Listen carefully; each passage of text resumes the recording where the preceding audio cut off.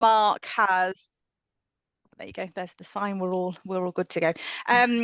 Mark's got lots planned for us today, so I'm just going to do a really quick intro. And firstly, I wanted to say, well, welcome to the Human Chain Reaction Programme.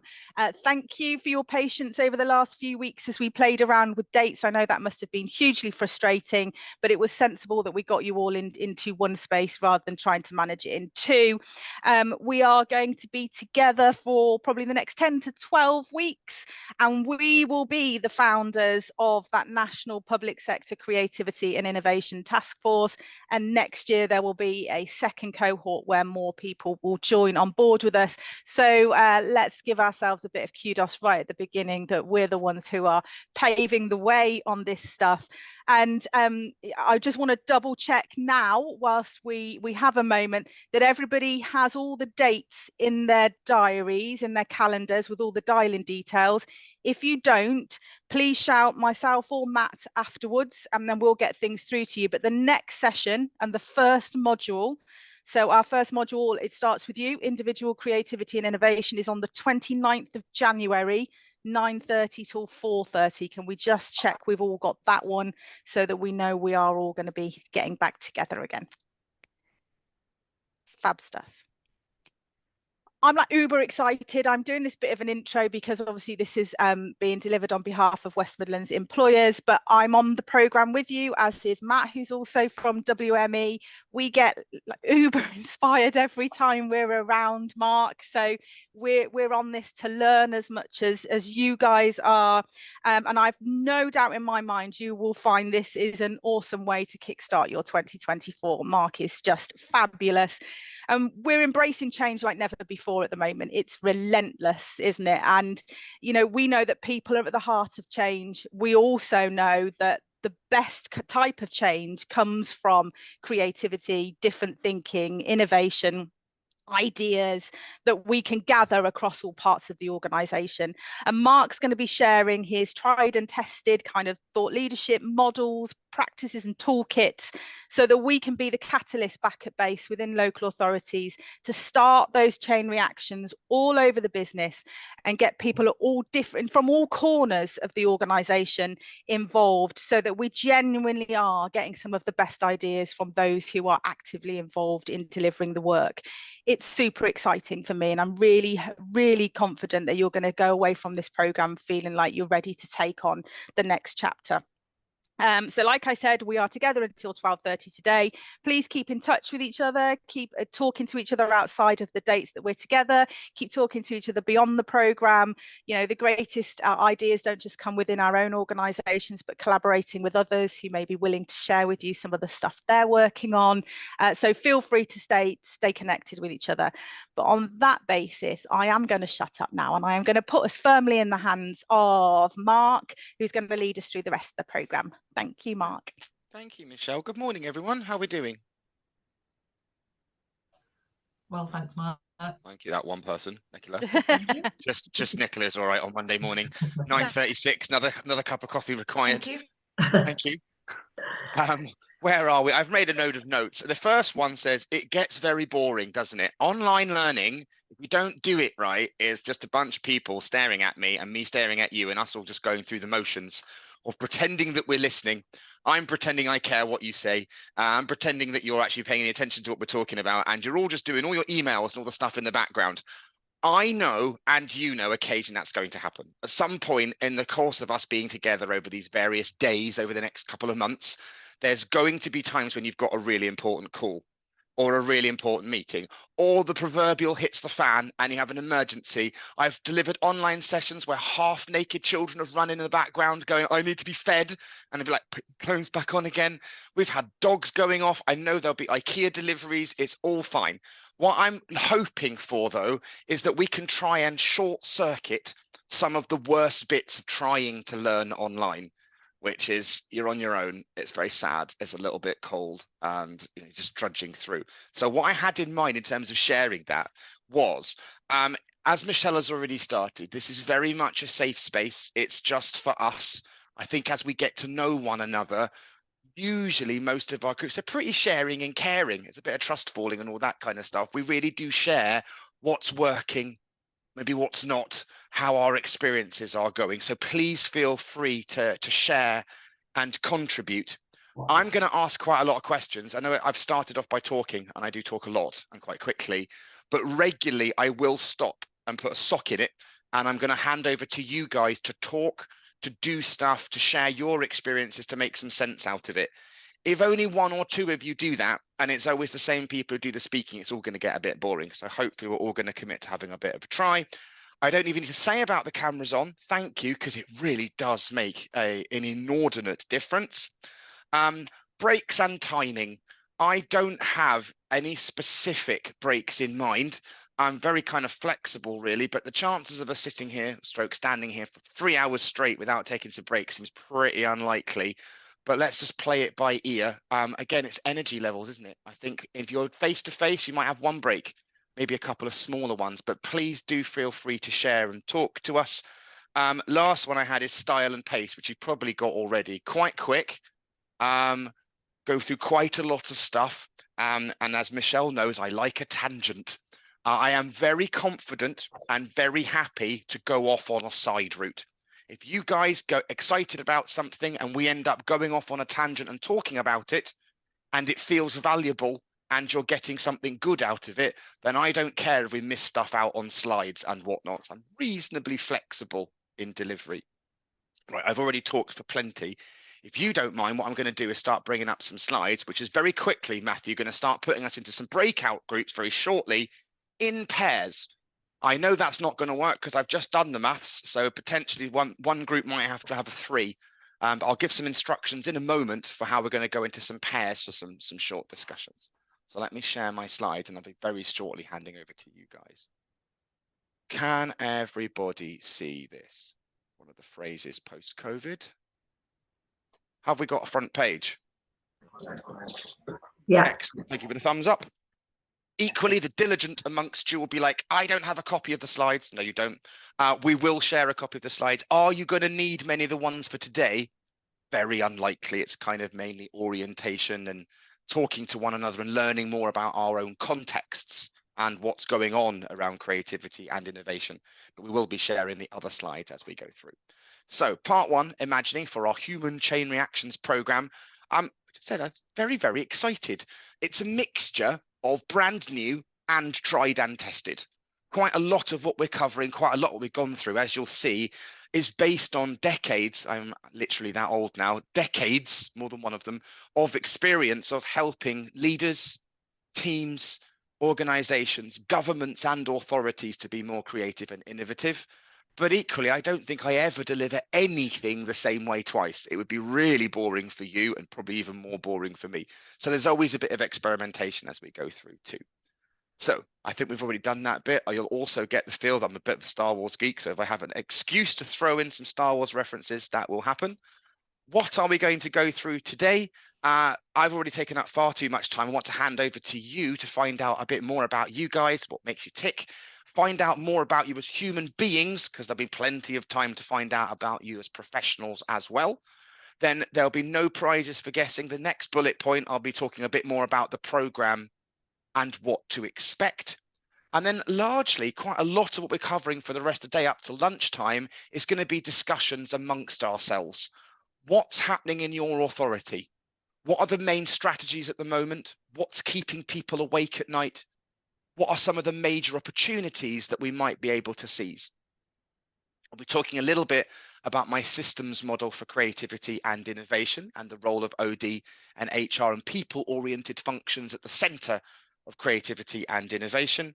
We'll talk a bit about trends, and then I've got a little bit of homework, light touch, but I hope interesting and fruitful homework that if you hadn't already, will help you to start to identify a challenge that you might be able to work through as we go through the Human Chain Reactions program.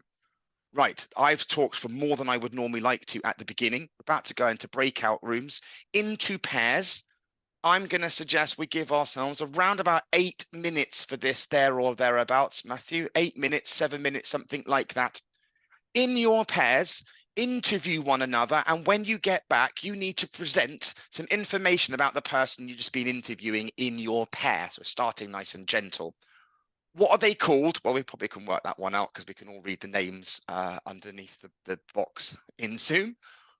A broad way of saying what do you do and what's your role? What keeps that person busy? That will touch on both professional and perhaps some of their personal lives. And moving beyond just being a square peg in a hole in an organization or an authority, tell us a little something about yourself, or tell us about the person that you've interviewed. Maybe something unusual about them, a claim to fame, an unusual hobby. Maybe they met somebody. It's amazing the kind of like number ones, concerts, famous people that people have met. I'm sure we've got some interesting stories around the table. This is all about us starting to get to know one another a little bit better. We're not going to be doing it yet, but if I don't tell you about it now, you'll all get stressful and nervous about it, but you've all done it before.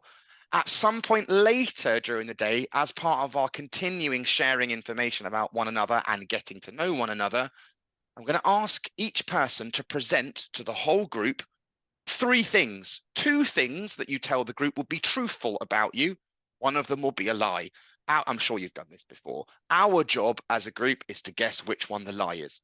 So we're not doing that yet, but I'm giving you a heads up that it's coming. Otherwise, it just gets thrown at you with no time to prepare. So I'm about to put you into breakout groups in pairs, interviewing one another across 7 or 8 minutes, about 4 minutes each. You can see the questions. Does that make sense? Are there any additional instructions required before I throw myself upon the mercy of Matthew and the vagaries of Zoom? Does that make sense? Come back. I'd like to hear about the person you interviewed. Okay, Mark, this is going to include you, unfortunately, because I can't separate you out. So you may have to dive back to your main room, but I may do that. Off we all go.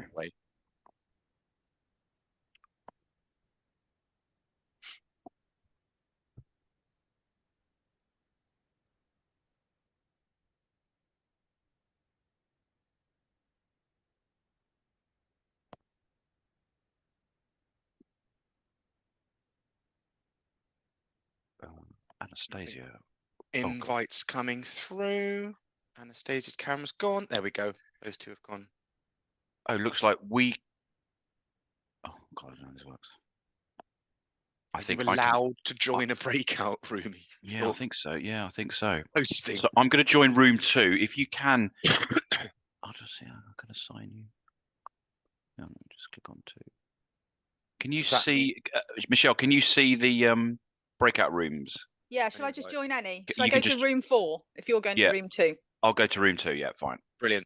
Okay. Just break the rules. So around about 52, 9:52 to come back there or thereabouts. All right, no problem, Mark.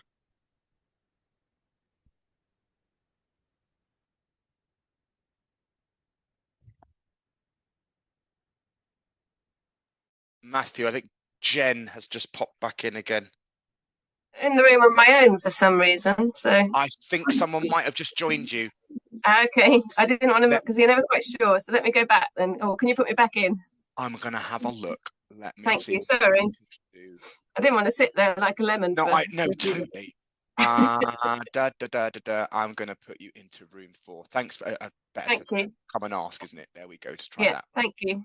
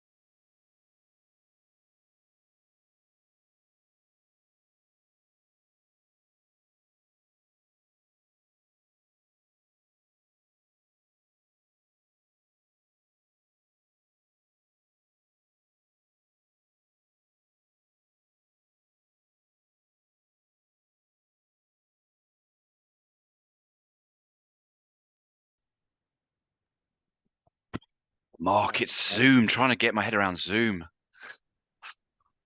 So not used to it now. Have I got everyone back? I think they're coming back. We've got some back. Okay. It's interesting, isn't it? But Amanda and Julie are all from my room. That's my only slight nervousness. That is there anybody coming back from other rooms? You've cut everybody else off, haven't you? Probably. Let's have a look. They've got 20. They've got 22 seconds until the rooms automatically close anyway. Oh yeah. Okay. It's all those different conventions. So I think Zoom is one that you click the button and then there's 60 seconds is applied until people leave. Right. Teams, you hit the button and you just yank 10 them seconds straight gone, out isn't it? mid conversation. I see. Okay, fine. Everyone's coming back. That's cool. Good.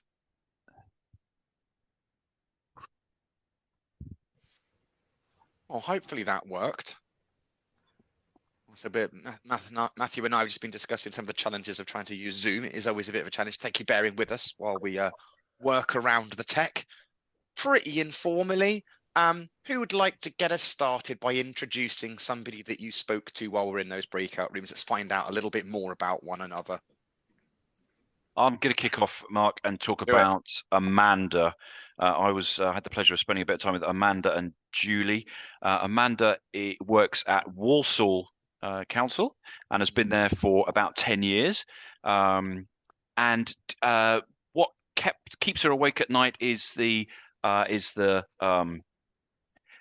culture, and there's in Amanda's view, there hasn't really been much of a change in that culture for quite a long period of time, and it's a hard one to describe, but it can be quite frustrating and archaic, and it's Amanda's thinking through how she can kind of influence and change that, so that's good. And her godfather, I think this is amazing. Her godfather is the lead guitarist in Judas Priest. No way. See, that is brilliant. Lead guitarist. But God love her. Amanda said, has anyone heard of Judas Priest? Has anyone heard of Judas Priest? I mean, come on. Rob Halford. Exactly. Everyone's heard of Judas Priest. So that was Amanda. And you managed to get through all of that despite that relationship with Judas Priest. You're not a Satanist. not got involved in ritual child slaughter. Which I think was I have, definitely, yeah. Come out the other end. Well, thank you, Matthew, and welcome, Amanda. That's awesome. Amanda, you're going to return the favour. It may not have worked that way in your group, but the next person, introduce the next person, please.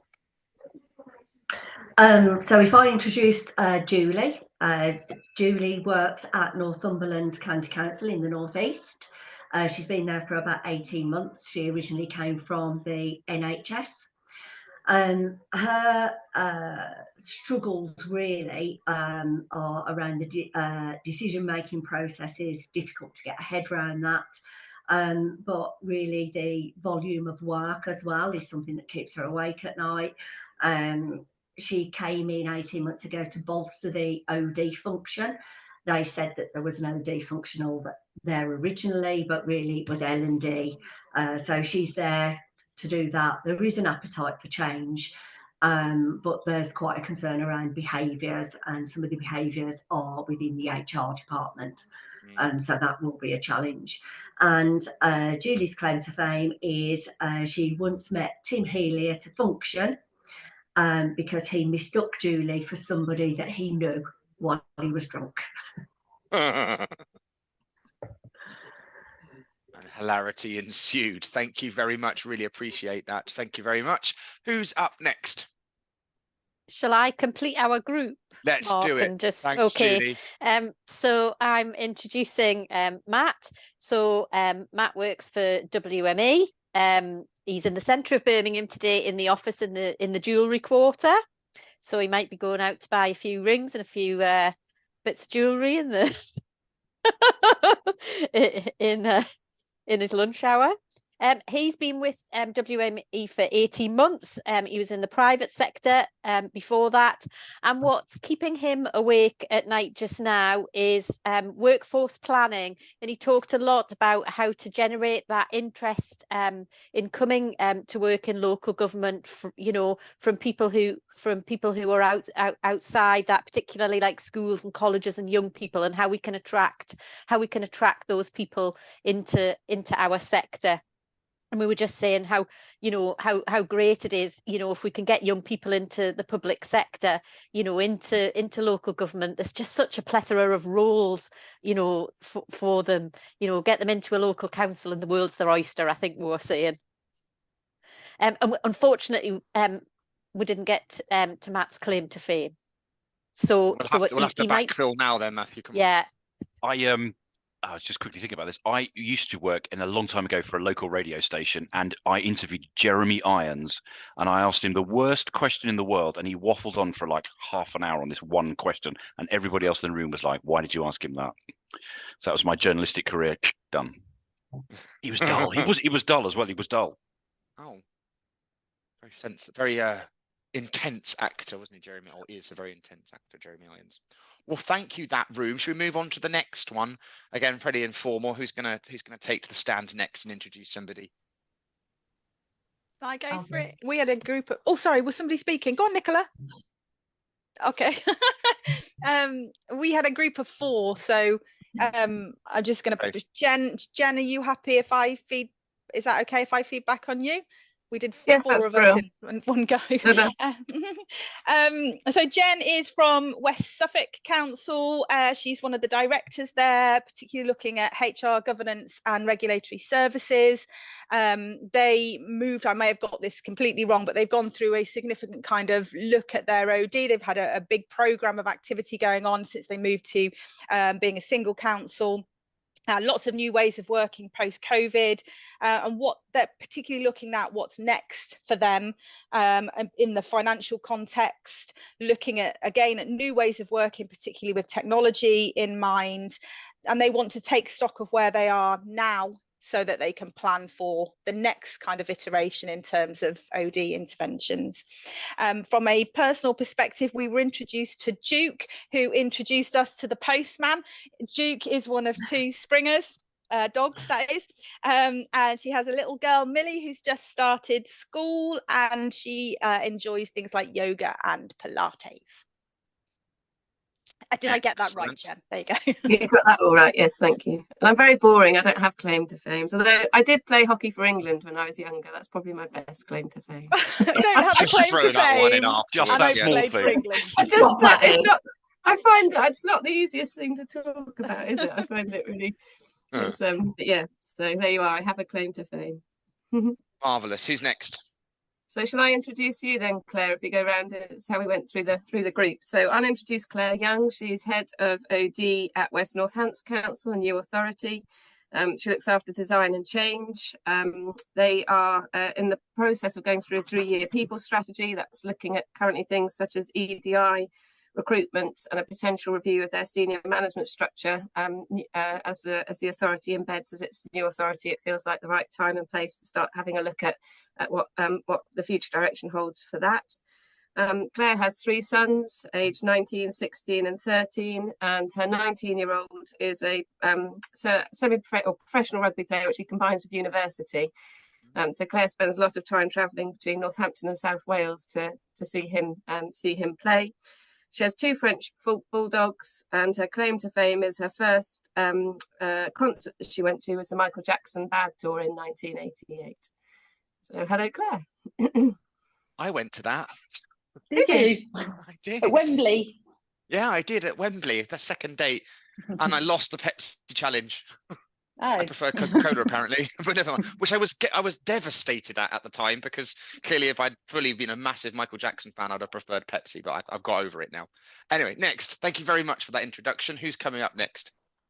Thank you. So if I introduce Lucy. Lucy works at Staffordshire County Council. She has a general HR role within the Health and Care Directorate, and what particularly interested me was she's currently leading a project called Managing Change Well, which involves aligning change with values and such like. Lucy likes to travel, really doesn't like beaches. So I think that was an interesting point. So I think hopefully we'll get to hear more about your travels later. And I think you said you had 3 children, but I seem to have not written that down. So, so you like to travel, but you don't like beaches. Is it the sand, or the water, or both? Yes. Would you go to a pebbly beach? Well, No, it's just in general. So sand particularly, that's the worst bit. Salty water, fish in the sea, any of the above. So all in all, I like looking at the sea from a pavement. From the safety of dry land with enclosure. Very good. So perhaps more mountains and valleys and Yes. dales and dingles for you than beachside walks. Thank you very much for that introduction. Who's coming next? Yeah. It'll be me, and I'm introducing Michelle. So Michelle works for WME. She's one of their principal OD consultants. We heard that she comes from a local authority background, having previously worked in Worcester City. In terms of what's keeping her busy, part of her role is around trying to add value to members and trying to work out what the next thing is. So a lot of Michelle's work seems to be around horizon scanning, looking proactively at what we can be doing and forward thinking. She's got 2 children, a daughter and a son. Her son has some special educational needs and disabilities. And her daughter is very much into sort of musical theatre and drama. And proud mum moment, she is, her daughter is now looking at the next stages because she's 17, and she's just been offered a place at Andrew Lloyd Webber's stage school. So then we talked a little bit about the impending reality of being an empty nester as she moves on. Well, congratulations. Marvellous. Furiously writing notes. Right, excellent. Who's up next? Is it Onto the New Room? It might be. Go on then, I'll go and I'll do Rosanna. Yeah. So Rosanna started at Southend on Sea Council about 12 years ago, has been doing L&D for about 6 years, is currently an L&D manager. She likes the challenge of challenges at Southend, shall we say, sees them as opportunities, and is currently doing her level 7, specialising in people and organisation development. And I think, Rosanna, if you don't mind me saying, you're a good example when we just talked then about career development. Started yourself as an apprentice, didn't you, doing business admin, now an L&D manager, and now doing a level 7. So I think it's a nice living, breathing example of career development in the public sector. Yeah, I'm going to steal that as my claim to fame because I don't have anything more interesting. I think I'm the only apprentice that's got to senior level over that amount of time. So yeah, that's me. Excellent. I'm going to push you some more, Rosanna. You must have done something, met someone. You can probably juggle, touch the tip of your nose with your tongue. I don't know. There must be something. You're double jointed. There must be something in there. Come on. I spent the night in Waterloo Station first aid room once. That's usually the fact that I roll out and I'm stuck. Is there more to this story? A little bit more? Yeah. Me and my friend missed the train home and the staff took pity on us. So they were like, here's the key to the first aid room. Make yourself at home. And then we just collected all these random stragglers on the platform that we felt sorry for. So we were all just sitting in the first aid room and someone had a laptop of DVDs. It was great. I might write a novel about it one day. Definitely look forward to that. Next Booker Prize. I knew there was something in there as well. Great, let's move on to now. Rosanna, you're going to introduce somebody. Yeah, I'm going to introduce Anastasia. So Anastasia is a regional and quality lead for West Midlands ABCS network. She's been in the role about 3 years, and before that she was actually working in children's social work.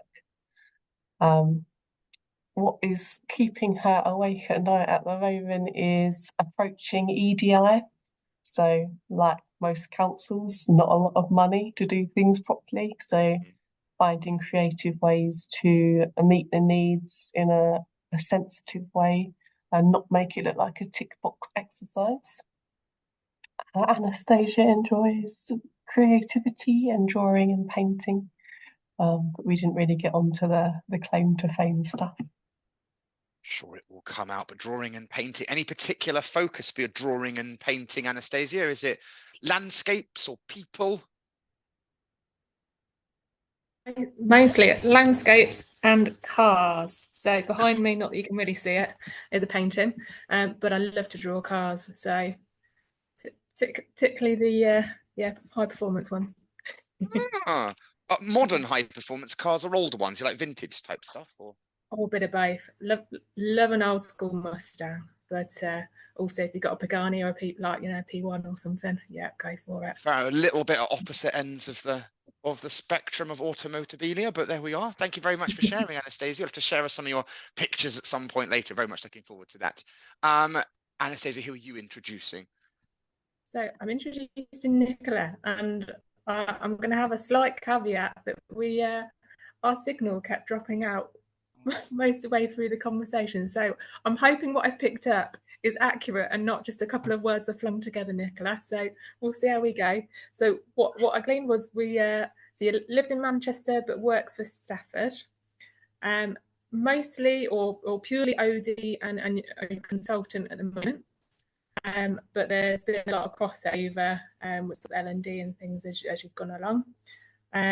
So you're looking at management development programs and sort of looking at some of the key challenges about things being decision by committee. And worked for the British Council before, which we didn't get onto too much, but I've got a colleague that works there, or friend that works there at the moment. And Nicola has already demonstrated that just likes to form connections. So that's my observation as opposed to something that Nicola told me about herself. Because she's already offered a link there to Rosanna about somebody who might be able to support with some of the work that's going on in Rosanna's area of work. And a really cool fact, so I'm quite jealous, I have to say, is that Nicola has spent an afternoon with Angelina Jolie in her capacity at the British Council in Sierra Leone. Wow. In the UN. So I'd love to hear more about it. We got cut very short, but very cool. Thanks, Anastasia. Fascinating. Thank you very much. Anything else to add, Nicola, given the difficulties of reception? Did we manage to accurately collect most of that? Anastasia did perfect, thank you. Marvellous. Now, I'm not very good at maths or keeping track of stuff. Details is not my strong point, as Michelle, who somehow still has some hair left, has been finding with working with me. I think that's everybody. Have I missed anybody? Good. Super. Well, that starts now, us developing a network, bunch of trusted, safe people that we can learn from, share issues with, develop best practice, hopefully occasionally be inspired by, and sort of learn from, starts with, I think, psychological safety and getting beyond the skin or below the skin of all those kind of like what your official role is and what you officially do. That's, of course, very important. But as you'll see, as I start to go eventually through some of my key principles for managing creativity and innovation, managing and understanding the power and strength of diversity at the same time as building a psychologically safe environment where diversity can thrive and flourish is really important. Hence why I wanted to start here. We are not going to be sharing much, and we're not going to get to know, or not doing very much, I think, in a safe space if we don't get to know one another a little bit. So this is the start, and as we continue to go through, I'm sure we'll learn a lot more about one another. We, I think, are often a lot more than just a job role or just more than a title on a door. There's much more to us in terms of how we'll eventually use those differences to solve problems. So I'm going to bring up my slides. I'm also thinking 10:15, 9:30 start without actually specifying breaks. People need a comfort break around about now. Just wondering, is it a comfort break time? No one's not. I'll keep asking if you need to take a comfort break. Put the camera on, slink off. But we'll be taking a break shortly-ish for a short one to try and keep up those energy levels. So trying to go back to my slides. I think, have you introduced yourselves? I'm doing a really boring introduction to myself now. I probably should start with something slightly more interesting in this. As a real person, I'm a father of 3. I'm a childhood sweetheart married person. I married my wife. We've been together since we were 16 and 17 years old. reaching our 25th wedding anniversary. I've got 3 teenage daughters. All of them play elite high-level cricket. My middle daughter is just entering into the England setup and framework and playing for Lancashire as a cricketer, and that's what she wants to be, a female cricket player. I eat, cook, play the guitar, bass, sing quite a lot if I get away with it, and generally talk for a living. As well as all of that stuff, I am also a professional person with basically a one-trick pony. I have spent most of my life focused on what helps individuals, teams, and organizations to be more creative and more innovative. And I knew I wanted to be a psychologist from the age of about 10 or 11 years old. My personal theory about why people study what they study: they generally study a subject either because they don't have it or because they already have it and they want to learn how to use it. I think I started, my main interest in psychology was gradually come out as we get to know one another. I'm on the Asperger's spectrum, so I sometimes find human beings a little bit confusing. So what did I do? Dedicate my entire life to the scientific study of human behavior in an effort to try and work around that. And it became pretty obvious to me in my early years. I looked at things like clinical psychology, but I tend to think about my work quite a lot in my spare time, in my working time, and it can be quite intrusive. And I found some of the clinical stuff to be a bit sad, really, looking at people with dementia, and they're very, very important topics, but I found them a little bit wearying.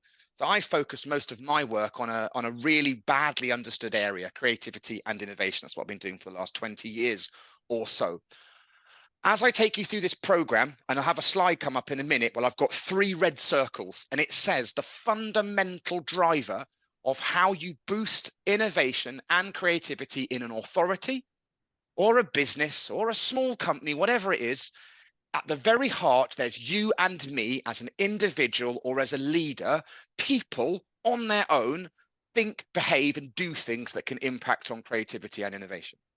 But people are embedded in teams. They sit within team structures, and there are things that teams do and the way that they behave that can impact upon creativity and innovation. That's individuals, teams. And in my last ring of my kind of systems model, we all sit within a wider organizational system of its culture and its processes and its systems.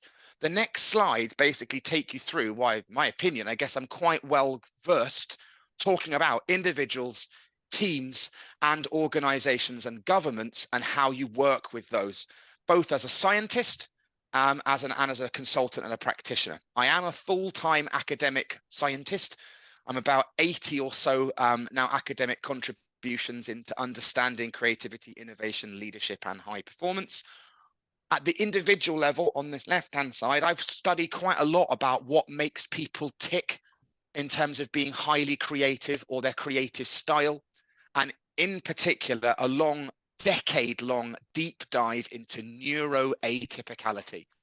How does having milder forms of things like autism, OCD, Asperger's, Machiavellian type behavior, psychopathy, narcissism, some of the dark triad, how does having unusual thought processes and maybe slightly more spiky personality profiles relate to individual level creativity? That's where I started. My PhD was in this area.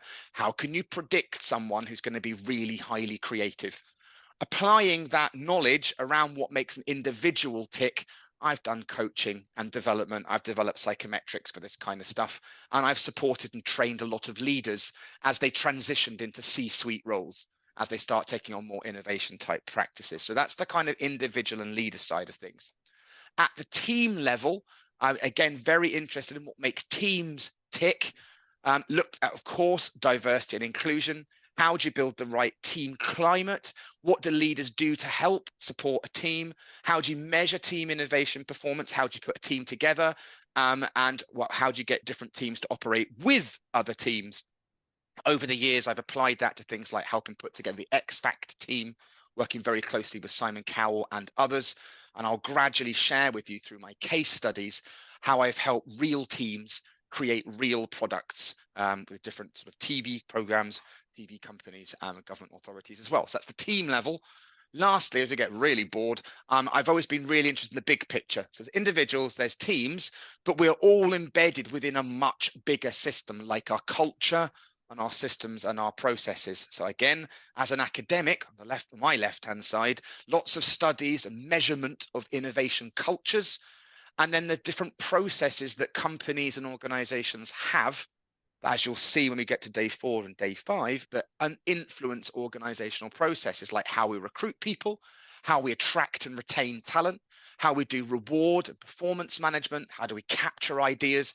And a lot of my work has been, how do you deliberately support an authority or a company in a journey of culture change? I think probably the biggest example of that, and I'll share some of those, was working with Channel 4 for around about 3 to 4 years on an extensive culture change program that ended up with the development of Gogglebooks and then winning the Royal Television Society Channel of the Year, something they hadn't done for over a decade, which I think was attributed to a lot of the changes that we made. At that process level, I work with lots of top football clubs, Manchester City, Liverpool, Everton. I work with a lot of top cricket organisations, and I work in high and elite sport. And lastly, I even spend some time working with elite military people as well. I do quite a lot with RAF Senior General Training. I'm the lead trainer for creativity and innovation for the RAF's Leadership Academy. And I'm doing quite a lot of work with our helicopter programs as well. And as a practitioner, I like doing things like running sprints and coming into an organization and working with 100 or 200 people and making lots of noise and getting lots of energy going and hopefully trying to collect some quick wins and make some differences. So that was my brief introduction. I guess my claim to fame would be, I don't know, we'll talk about that at some point later. Of the many organizations that I've worked with, a little tiny flavor of some of those, and pretty much every tool, technique, philosophy, principle has been gradually tested, usually with an inordinate amount of failure, for around about 20 years, to the materials that you see in front of you and some of the models that I share with you having been kicked apart and poured over by lots of people. I hope we now have got a lovely blend of really high quality science foundation, but translated into a way that makes sense for normal organizations, normal businesses and authorities. That's a little bit about me and my background. Right. This would be the ideal time to take both a comfort break for yourself and also start some of our progress monitoring. I am not going to check any of this. If you don't do this, I'm not going to know, neither's Michelle or Matt. We're not going to do any homework or checking. But this is something I've been playing around with for the last couple of years or so as a way of trying to help people recognize how much growth and development they've been through on a program.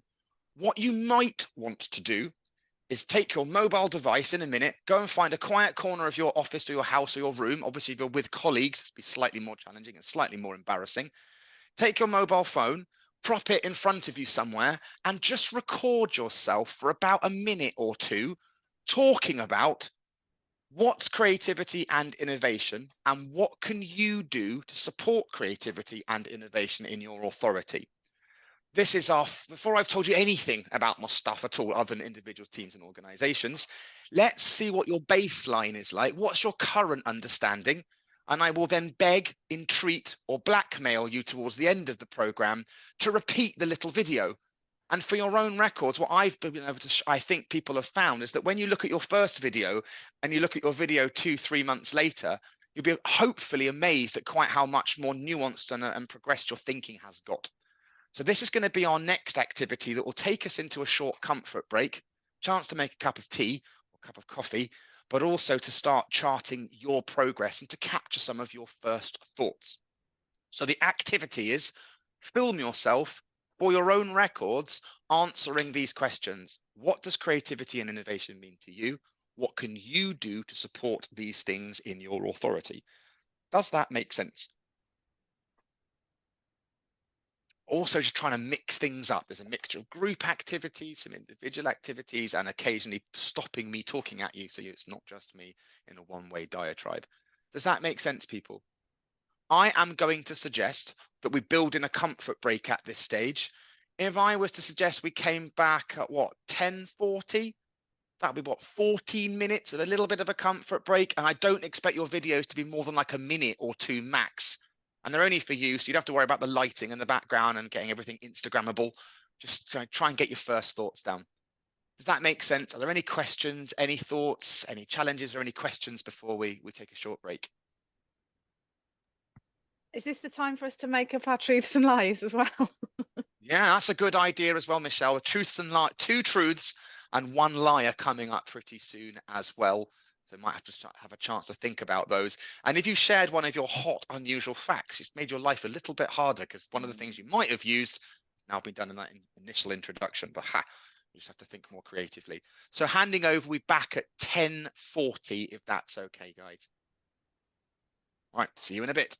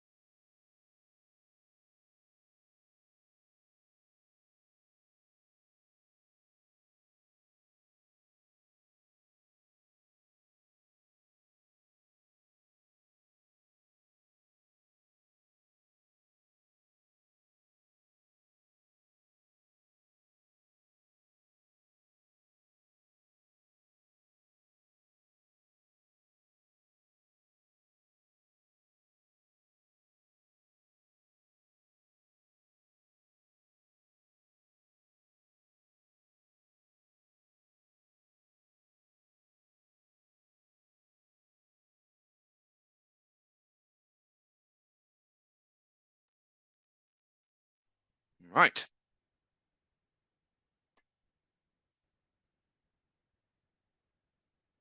Back from our break.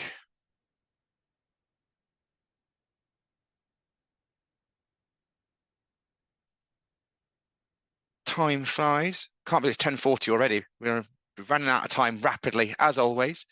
But hopefully a good start so far. Got some good notes, starting to get to know everyone a little bit. If you guys are okay, I'm going to move on with some more content. And we're going to doing some more discussion pieces in a short while. Where's it got? Part 1, imagining. There we go. So I was now, having done the first bullet point, still a fair few, 4 more to go, talking a bit more about the program. I think you kind of know this already, otherwise I'd be surprised why you signed up or why your authority signed you up. You've read the brochure, but we're just going to reiterate some of the overall structure. But before I do that, I was actually going to turn it on its head and put us into some more breakout groups. If at all possible, Matt, randomized groups, potentially trying to make sure people in a slightly different room to some of the people they spoke to last time, just get a chance for people to talk. Considering this program specifically, the days you're going to put aside around the human reactions program, learning a bit more about being creative and innovative, what are your hopes for this program? What potential challenges or concerns or issues do you think there might be for you on this human chain reactions program? And what kind of impacts potentially would you like to see the program achieve? Maybe that's for you, maybe it's for the team, maybe it's for the authority as a whole. So what I was going to do is put you into, again, a couple of breakout groups or 3 breakout groups, something along those kind of lines. So they're reasonably small groups. Have a conversation. I'm thinking, looking at our timings, around about 8 minutes. Coming back at 10:50 would give enough chance for each group to come back and share some feedback across the different groups about what you're hoping to achieve, what kind of challenges might there be, and what you're going to do with the program. Does that make sense? Are there any questions before we go into new breakout groups? Excellent. And I know if you haven't already introduced yourself to people who are new in the room, you can do that as well. So I'd have to leave a little bit of time for that. So back at about 10:50, please. And again, I'll broadcast across the room specifically what those questions are.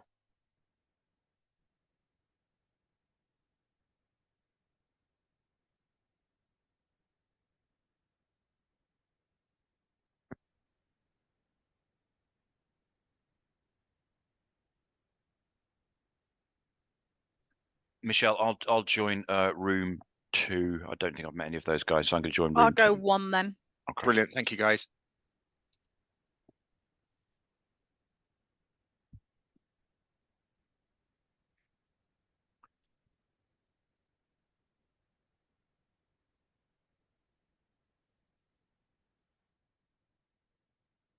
That message just got broadcast.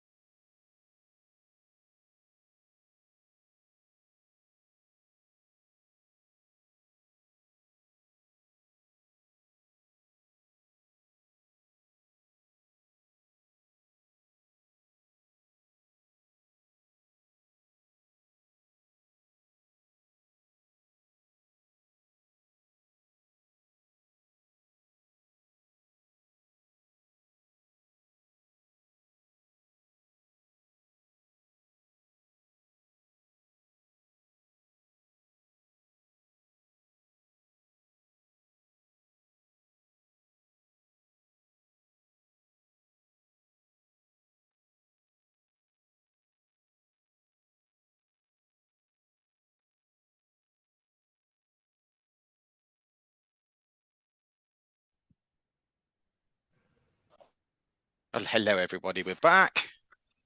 Well, some smiling. I hope we've shared some stuff. We all good still?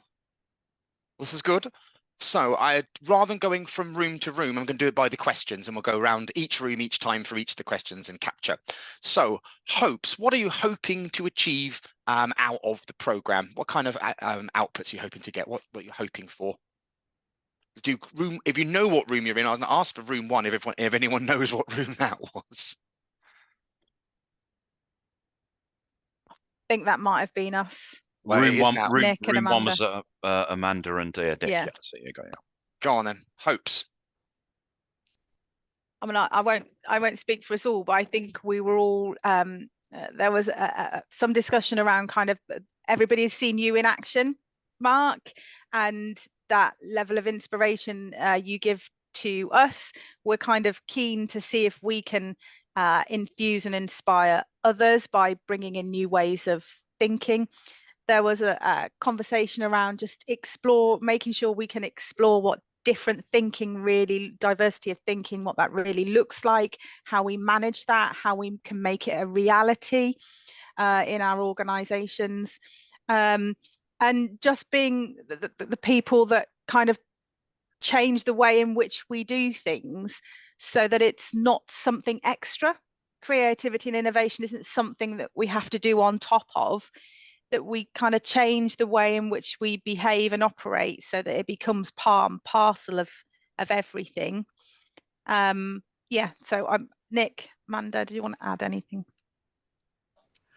I think I'd just add in the point about psychological safety, Mark. I think it's very interesting, and it's got strong connections with EDI, inclusion. You know, I think we throw that term around, I think people probably interpret it quite different. So it'd be good to get a handle on how do we talk about what that is and bring it into the real. Well, marvelous, Group 1. Group 2, what were your hopes? And again, for efficiency's sake, I mean, obviously it's good to reinforce, but probably focusing primarily on anything new. Matt, who was in Group 2? Well, it was myself, Anastasia, Jen, and Rosanna. Go, guys. I think we probably reflected quite a bit on what the first group have already talked about, but for me as well, it's about having that time to think, Mark. I think we have quite a conservative approach to creativity and innovation in local government, if I'm honest with you, and it's just that opportunity to kind of take some time out. And I think this is where it'd be really interesting, that exercise you gave us around describing what you think creative innovation is, and then how you change that perspective in, over the course of this programme. Because the challenge is about having that time out to think about how you embed that through, through the organisation in the future. And that for me, I think is really key. And obviously, as the other group said, it's that opportunity to have that perspective through your experiences. That's such a unique opportunity, I think, from this programme. And how you weave that into, we talked to the group, didn't we, a bit about how you link that into kind of the the ongoing culture of the organisation, because culture will always be there.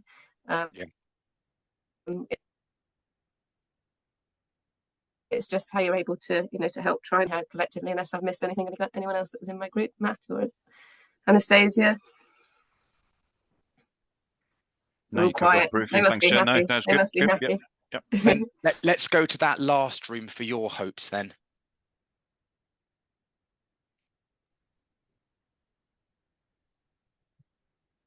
Now that's Claire, Julie, or Lucy.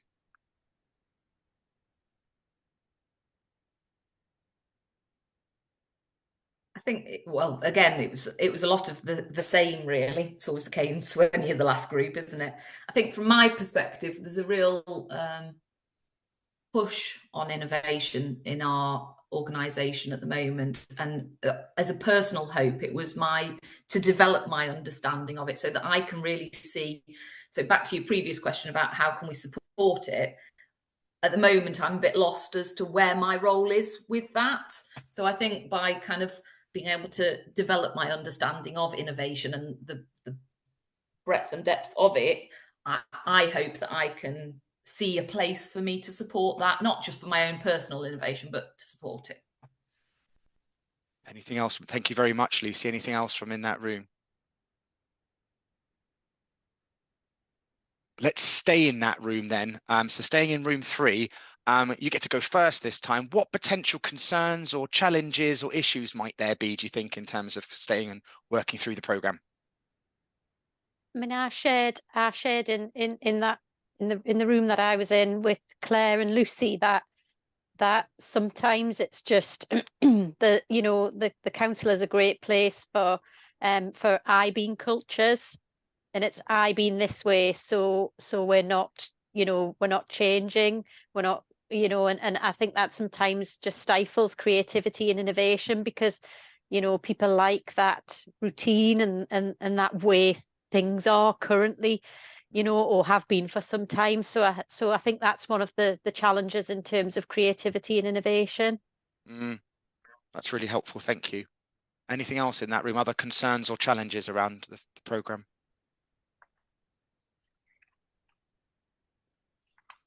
Again, on a personal level, I feel like I'm oversharing here.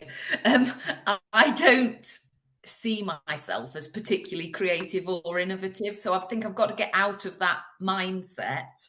I mean, Claire challenged back at me and said, but you must come up with solutions every day. And I said to her, if somebody asked me, am I solutions focused? I would say yes. If somebody asked me, am I creative? I would say no. And I think that, I do understand that they are two one in the same. But yeah, I think I've got to get over my own perception of myself, really, and start thinking more positively about it. Thank you for sharing that, Lucy. It usually takes ages to get to that kind of point. So really that vulnerability and that sharing is really appreciated. It certainly makes my life a lot easier if we're getting to this sort of psychologically safe space where we can share those concerns. And I'm sure you're not alone. I get lots of people around the world, oh no, I don't see myself as particularly creative. I hope I'll have challenged that, or we will together have challenged that convention by the time we've got to the end. Building on that then, maybe time to move on to room 2, thinking about your concerns and challenges. Don't mind speaking to this one. So we talked a lot more about our hopes, but I think within that it was about how we bring people along with us.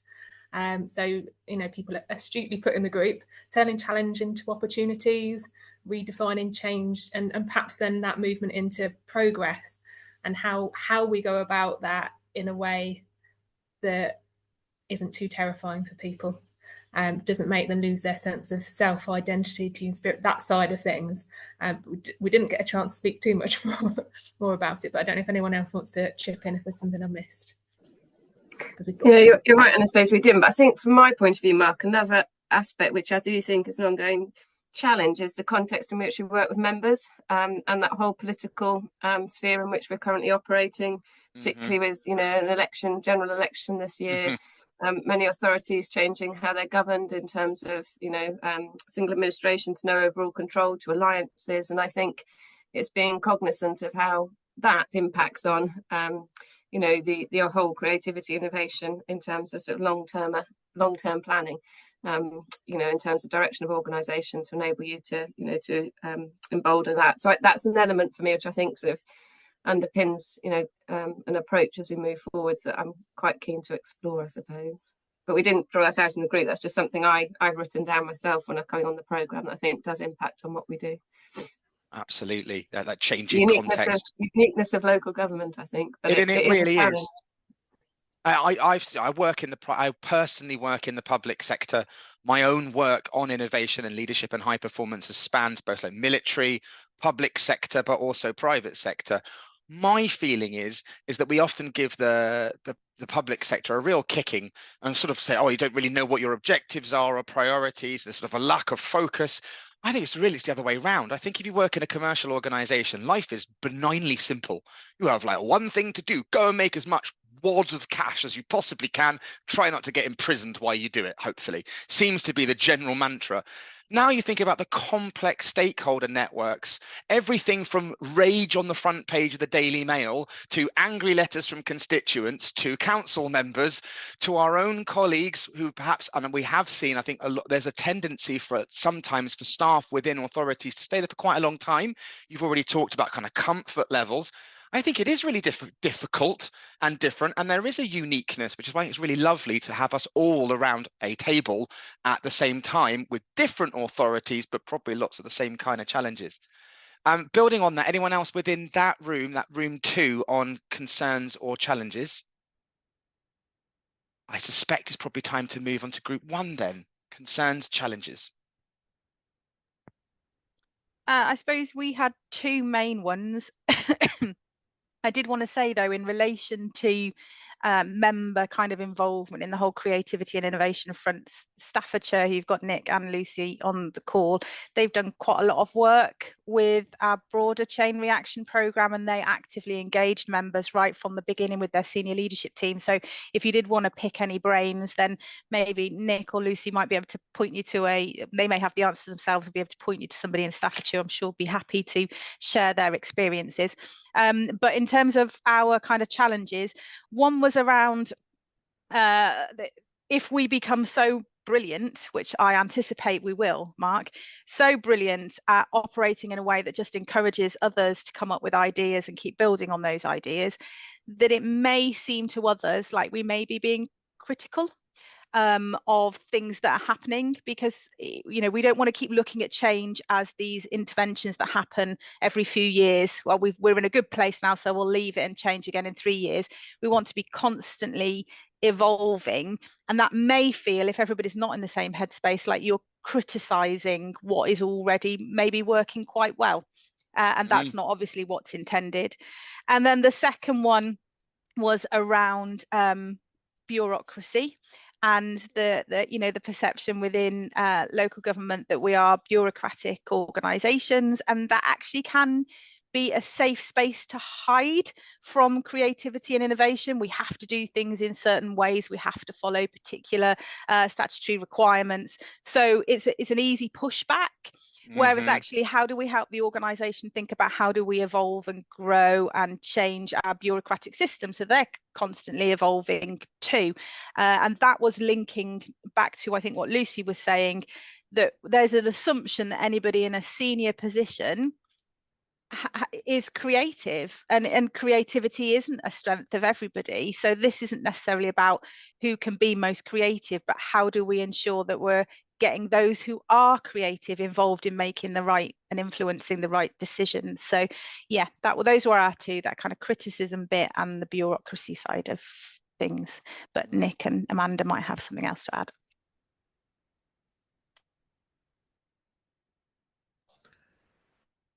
You covered it for me, Michelle. Thank you. Yeah, nothing from me either. Lots of cultural issues. Understandably, that's why I'd like to start here. I think it's really important. I think Peter Drucker, the famous old management thinker, said you can't just change cultures, you've got to kind of start with what you've already got. I think exploring our own existing context and some of the constraints and some of the benefits that will be there at the same time is really helpful, rather than none of us, I think, start with a blank piece of paper. So lots of things that you're talking about are some of the vestigial or the overhanging issues. In most cases, people often assume that the kind of work that I do, they often spend most of my time going into Google or into 3M or into Meta and inventing the next sort of virtual reality helmet. And it's just not true. The vast majority of the work that I tend to do is with vulnerable, older organizations who have built up, accrued decades, if not centuries, of ways of working, and I've got to try and keep going, acknowledging where they've come from, not throwing it all away, but recognizing there's a future. So I think there's a lot of sort of overlapping themes that I think you say that I hear in all sorts of industries.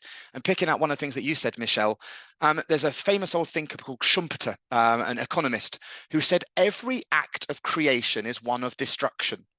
Because whenever you make something new, you probably push to one side something that already existed. So there will be a sense of new, but a sense of threat and change and pressure that comes with that all at the same time. We'll talk a little bit about that in our next module. Now, I've now realized I've not written down which room we're going to, so I'm guessing and I'm hoping, I think it's group 1. It might not be. I think it's group 1 for final concerns or challenges. I think we've done that, or I'm about to go from the group that we're in into impacts, because I've not kept a thorough. You've done all the groups. You've done all the groups. So. I wanted to, which group did I just do? Because I can't remember going forward 3. or backwards. It's 3. So I think I'm going to group 2. You said, making up. This is exactly what I planned on doing. You don't know. You've got no idea of checking whether I've literally. ham-fisted this up as I go along. Group 2, what impacts do you think you might like to see as a result of going through the programme?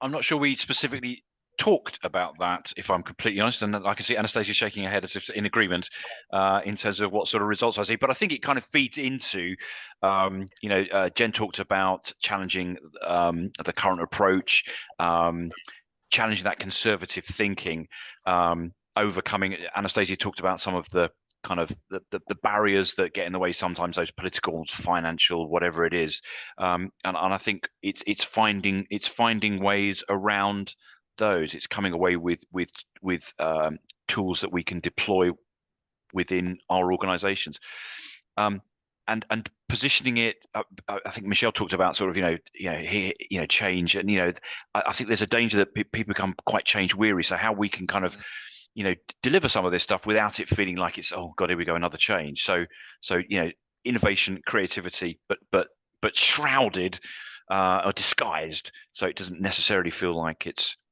another change initiative. Initiative-icious. Yeah, and forgive me to my group colleagues, I was kind of just kind of talking that through on the hoof a little bit. So if you have stuff to add, please do. No, well done, Matt. We did talk about those, but just not necessarily in terms of under the category of impact, didn't we? So, but yeah, I think that's a good summary. I suspect most groups probably ran out of time to get to this third point. It was probably a bit of a rush. I can see everybody nodding. Let's just throw it open to the whole room then, rather than being overly structured about it. What kind of impacts might we be looking at? So one that Matt's thought about is about a cultural change and changes to the way we do things around here, and maybe some of the processes and the barriers of the everyday ways of working. Are there other things we'd want to change, or other impacts we might like to see coming out the back of this?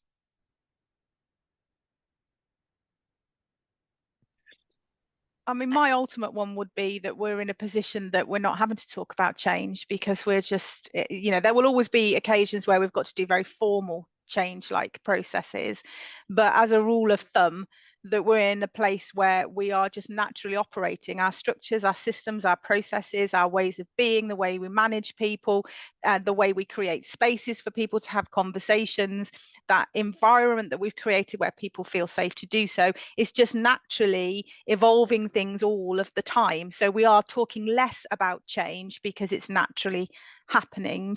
The short-term one for me is what it says in the title. I want to be able to spark some chain reactions. So I want to be operating in a way that makes somebody else think, oh, that looked quite good, or that worked quite well, and they start doing it, and then it naturally spreads, and before you know it, you've got an appetite that you haven't really had to work very hard for, and eventually we're not talking about creativity, we're not talking about innovation, we're not talking about change, because we're just doing it. Mm-hmm. And also, I think it's so that organisations properly understand what it means by innovation and creativity, and do it properly, rather than it just becoming, no organisation would describe themselves as not very creative and not very innovative. So moving away from it just being a trite thing to say, actually it becomes part of that organisation, that they are genuinely thinking and acting creatively, genuinely thinking and actively embracing innovation. Anyone else? I think I'd like to sort of see it. Do Nicola and then Jen. We'll do Nicola, then Jen. And what I'd suggest as we start learning new patterns is there is a raise your hand function, I think. Is it under reactions? I think you can click on reactions and you can raise your hand or put a thumb up or something along those kinds of lines. And we can sometimes use the sort of notifications to move on. But I'll do Nicola and then Jen, I think, coming in. Thank you, Nicola. Sorry. Thanks, Mike. I think just seeing it, the impact as well of giving the opportunity perhaps for those who are never front and centre with their ideas. Often there are forums for people who are more senior, more out there, have higher profiles, but how can we open it up for people who are much younger, and then that kind of building that reputation as the EVP, that you're attracting younger people because that organisation has got a rep for being open-minded, inclusive, etc., and all that jazz. Definitely, Nicola. That's a really key one, isn't it? Being more involvement of others, really helpful. And we know that authorities, because they have to be careful and risk averse and manage things very carefully, tend to turn to hierarchy to do that. as is exactly the case in the military. You've got to manage things very carefully, very thoughtfully. One of the structures is to put strict hierarchy, but that comes with great strengths and potentially some rubs at the same time, or some issues with that. Jen. Yes, thank you. I was actually going to draw on what Nicola had mentioned earlier, because I thought it was a really good point around how you, in terms of impact, is that feeling of people feel safe to be able to raise their views, and that comes up from all levels of the organisation. And I think as part of that, it's also about challenging what leadership is and who is a leader and how, so I think that kind of, we've done lots of leadership development work, but a strand of changing your culture has to probably draw on that to evolve you to the, to that future state. So I think that was a really good point Nicola made earlier, and something that I've made a note of, because I think it's probably quite key. But alongside it needs to be, I think, challenging what do we mean by leadership, and what type of leadership do people want, and how does that sit in hierarchy of an organisation. So I thought that was a good point she made earlier. So that's what I was going to say. Anyone else?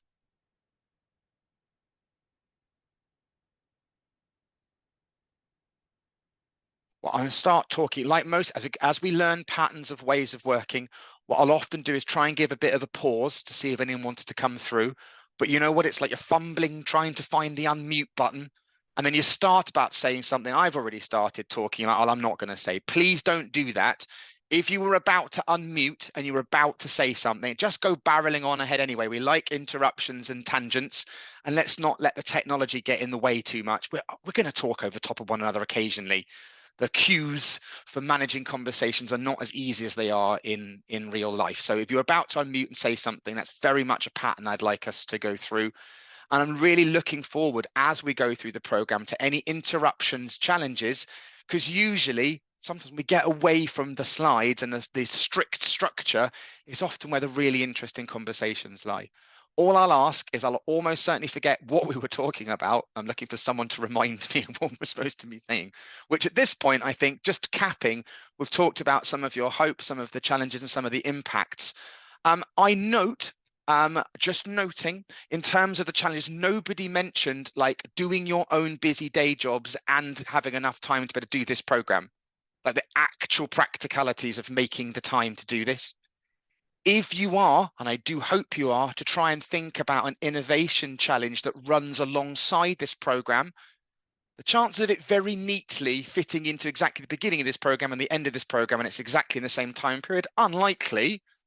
But as there's an innovation challenge running alongside, how are you going to make the time to be able to work on that, embed some of the theories and the tools and the techniques, and make time to share with one another, doing all that kind of stuff. And notice that nobody noted that, and that might be because you're all just better at time management than me or other people we've had, but I suspect that might be one. So just opening up again, just last thoughts, if anyone had any, across all three categories, any hopes, challenges, or impacts that we haven't covered yet or haven't got out. Anastasia. Well, in the spirit of openness then, personal challenge. So I think there's a great level here of different people who have got lots of different experience in OD, and I've come from a bit of a different direction. So there's something about me being able to actually overcome the challenge of how much I share, what I can share, how safe I feel. Given, we work really closely alongside a lot of local authorities and WME in particular as well, and how much I share and how tactfully I can do that, and in a way that sort of brings everybody along, rather than, as I say, I think it was put earlier about difference between criticism and actually change in how we can reflect on all of that as well. And I'm always up for feedback as well. So just putting that out there. That's really helpful. Thank you, Anastasia. Rosanna. I just think on the time challenge, I think we are all time challenged, but I try to never use that as an excuse, because I think learning is part of the day job, especially in the job that I do. And that's always something I try to advocate with my team as well. Is it never say that you're too busy to learn something new or join a program or advance your career. Nicely put. Anyone else? Okay, if you're about to unmute and say something, do so, but I'm now scrabbling around with my buttons, attempting to get back to the slides so that I know what I'm supposed to be talking about. So we just did this one. Going to go into the program a little bit. You know what's, I'm not going to spend too much time here because basically I'm rehashing what's in the brochure, but maybe saying some things in terms of the kind of thoughts. The overall objectives to help you personally develop the skills to be creative and innovative. Secondly, to know how to share some of those skills and approaches and tools with others so that you'd feel comfortable to be able to run a bit of a session.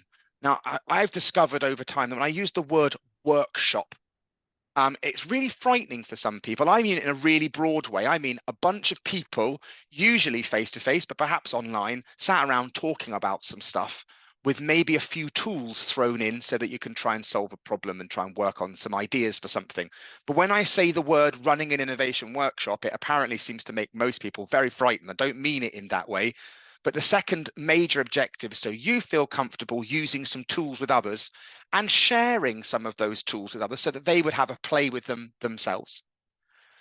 But there's not much point you running around being creative and innovative and encouraging other people to be creative and innovative and set off those chain reactions of ideas if we don't recognize that change can be threatening, can impinge on existing processes or ways of working. So we need to know how to manage change. And as Michelle said so succinctly, to make changing and being creative and innovative just part of our culture, so that it's just the way we do things around here. Lastly, I think they say if you want to travel fast, go alone. If you want to travel far, go together. I think if we all really want to get the most out of this program, just coming along to the sessions, sharing a little tiny bit, and keeping everything to yourself, chances are is not going to be as successful as we start to slowly build a network of other people in similar areas such as ourselves, who we can bounce ideas off and share thoughts with and sort of get inspiration from and learn from. So part of what we're trying to achieve is that social network kind of element. And I hope that speaks to quite a lot of the things that you guys were hoping to achieve. We're doing part one right now, and we've only got about an hour left, so I'm not going to describe that because I think you can work out what we've been doing. But we'll just do a little tiny bit of a touch into what's coming next around part 2, 3, and 4. And the next section is very much about practical stuff. In a similar way that we've been doing this, there'll be a mixture of tools, techniques, ideas, and thoughts, putting you guys into breakout sessions, getting you to try out different tools and techniques, reporting back to one another how it went when you did some brainstorming in a breakout room and you use a new technique. And you come back and, well, that didn't make sense, or we tried by adjusting this, that, and the other. And we're going to learn from one another in a very practical way over our 5 days of things that are going to cover individual level creativity. What do you need to do for yourself and to coach and develop leaders? What do you need to do for your team, other teams? How do you help build, put together, encourage teams? But also that final level, thinking about the organization, the authority as a whole. So I'm now going to very quickly go through just to give you an idea of what we're going to cover, because to be quite frank, there's a lot. And there's so many different ways of presenting the material and different ways of chopping and changing and presenting all of this stuff. But this is the way I've tried to do it. So when we come back next time, we're going to do a deep dive on defining creativity and innovation, explaining they are the same, but there are some massive subtle differences about being creative versus innovative and what that means for us going through the whole of our program, what that means for our authority and some of the changes that we might be able to make. I am an academic and a scientist by background, and I think if you don't understand the general underlying theory of why you are doing something, you're just blindly applying a tool or a technique with no knowledge of what it's doing or how it works. So I'm going to bore you, stroke enthrall you, with a little bit of the deep science behind how and why people have ideas, how teams develop and express ideas, how the creative process works, and some others. You mentioned psychological safety is really important. We will do a deep dive on what that is, what that looks like, mainly led by you thinking about what psychological safety looks like within a local government authority context. When you run a workshop or you do some stuff with people and you've already said, well, I don't see myself as very creative, we're going to have a little bit of a portion thinking about whether there is a highly creative profile. The answer is yes and no. So there's good news and some bad news in there at the same time. We'll also think about why people do get threatened by new ideas, why new processes can be quite impinging, when we think about the neuroscience of change, something called the triune brain theory.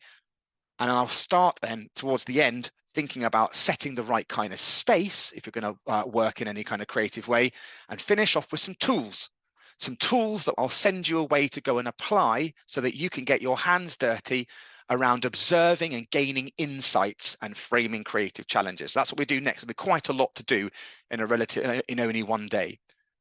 Moving on from the individual, start to think more about the teams. We'll begin thinking about the team dynamic.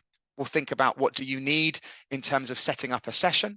We'll start thinking about how you bring teams together, everything from working in pairs into larger structures across the authority. Then onto a lot more tools. So we'll do the Kipling method, a mapping exercise, and then even spend some time doing some different brainstorming type activities. So that's day 2. On day 3, we continue with the brainstorming theme and the generation of new options and ideas.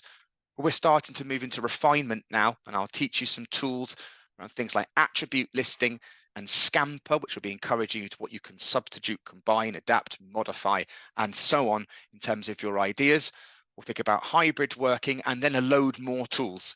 Again, often in this stage, moving towards evaluating, checking and testing our ideas.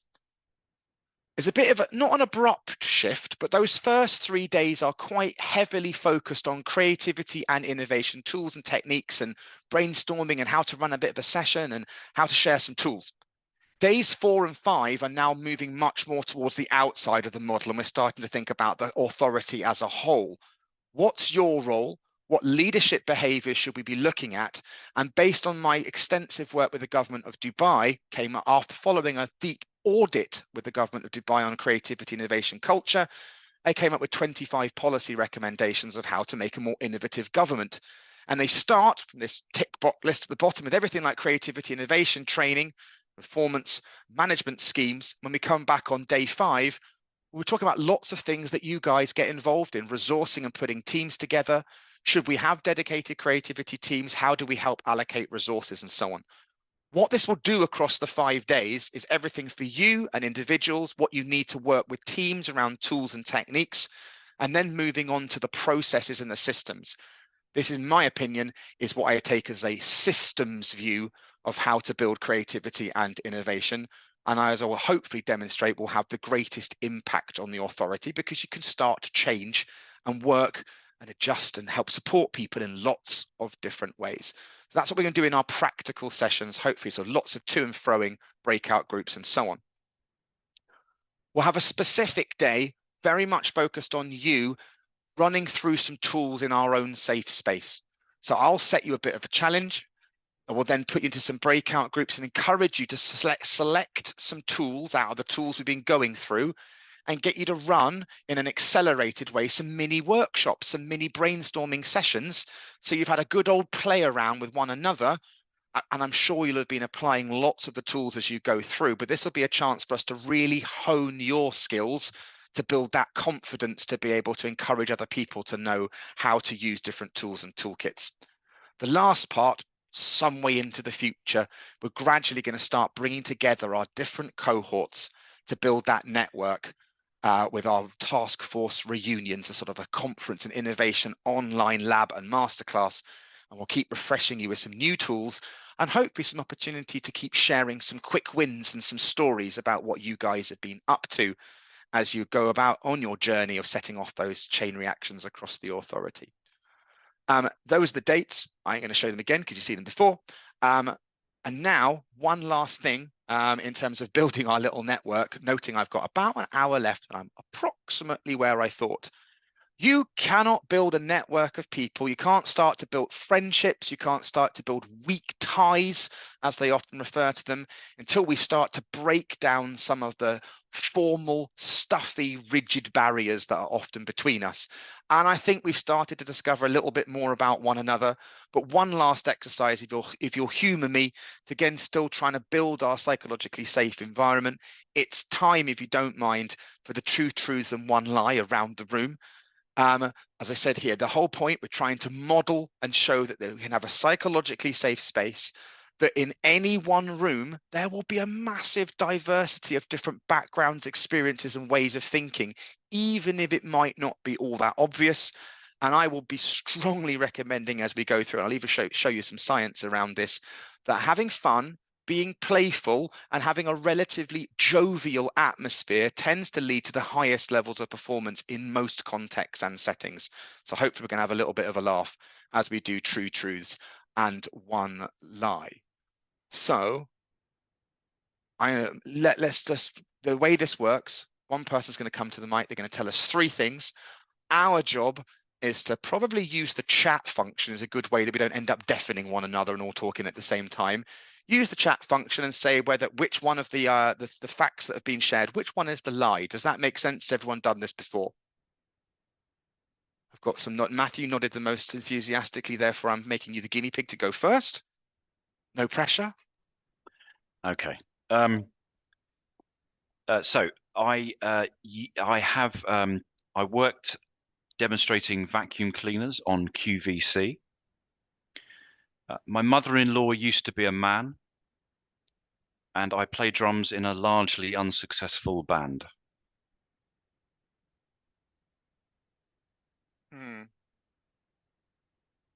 Right, fingers hovering, writing in your answers around about now. Everyone ready to hit send? Go.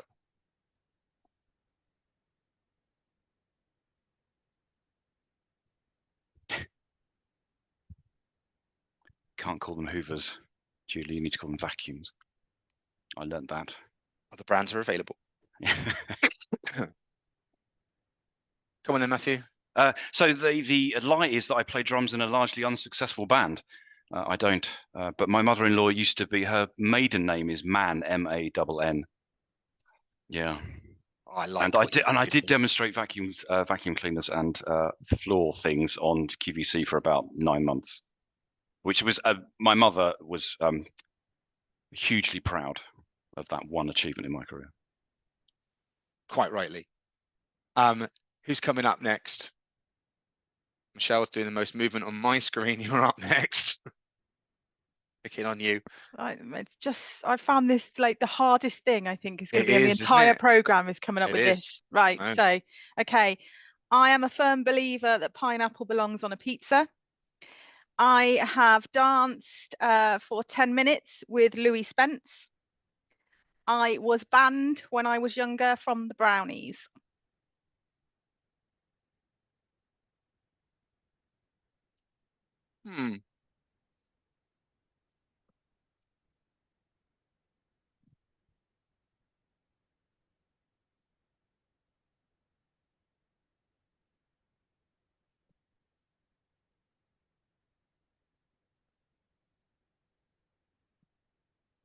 Come on then. Anybody who believes that I have the face to be banned from the Brownies should be fired immediately. I was not banned from the Brownies. Disappointed. A little inner rebel. And a coup against the brown owl, whatever the leader it's called. So which one is it then? Which is the lie? I was banned from the Brownies. I wasn't banned from the Brownies. You weren't banned from the Brownies. I'm slightly disappointed by that. Who's coming up next? I'll let leadership emerge. I'll go next. Thank you very much. Mine are all a bit interlinked. So I should say that we live on a small holding. That's the preface to it. So we had a miniature Shetland pony called Honey, who was a retired film horse. We have a flock of 4 Jacob lambs who are due to have 7 Jacob sheep who are due to have 7 lambs. Or we have 3 Oxford Sandy and Black pigs who like to eat wellies.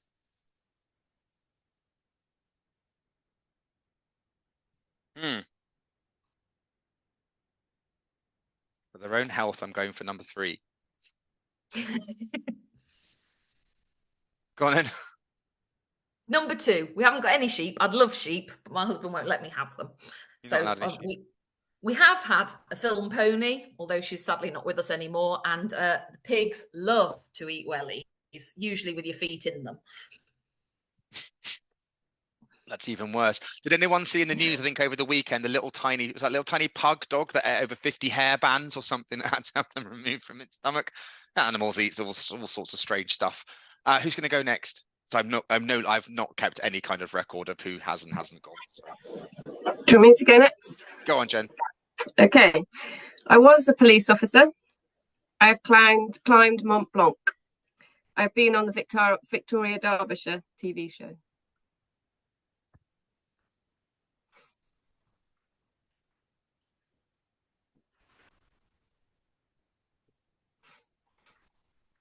Go on then, Jen. Our survey says. The lie is I've climbed Mont Blanc. Yay. Next. Okay. I'll go next. Oh. Go on, Anastasia, you were before me. So I'm not sure because I've got a bit of delay on my thing. Who's first? Okay, that's fine. I'll go then. Thank you. So I've worked next to Lewis Hamilton at the F1 in Silverstone. I'm the youngest of 6 children, and Fern Britton is my dad's godsister.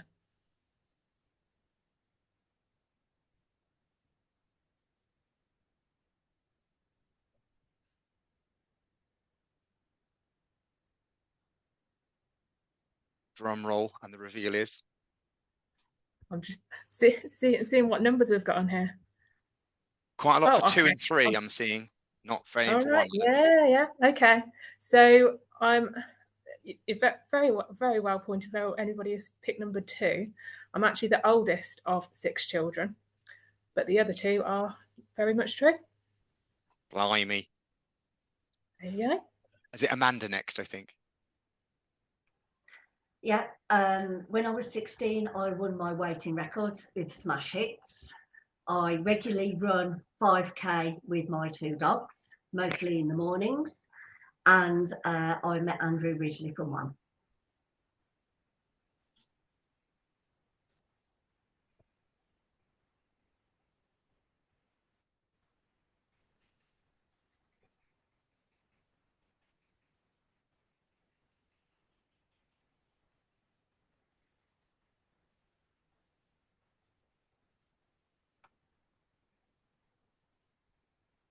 So our span of numbers, quite a lot of 3s in there, I think. Go on, Amanda. Oh, I don't run 5K with my dogs. I walk. Do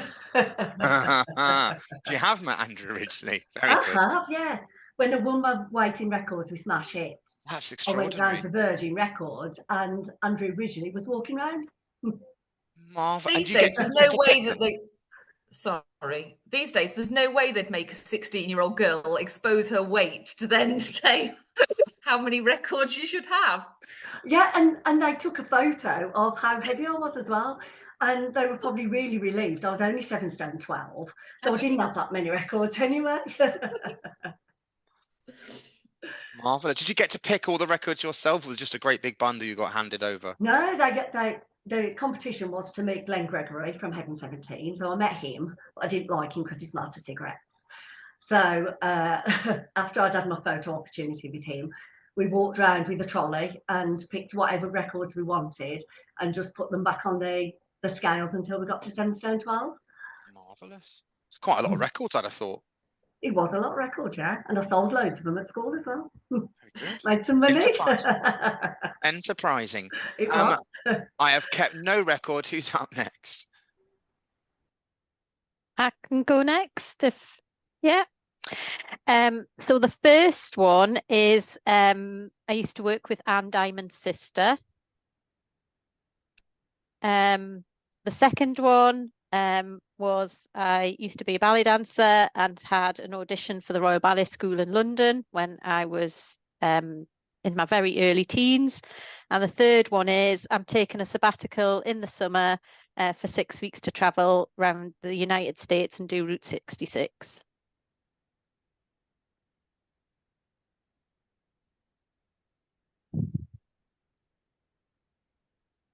It's tough, that one. Not going to lie.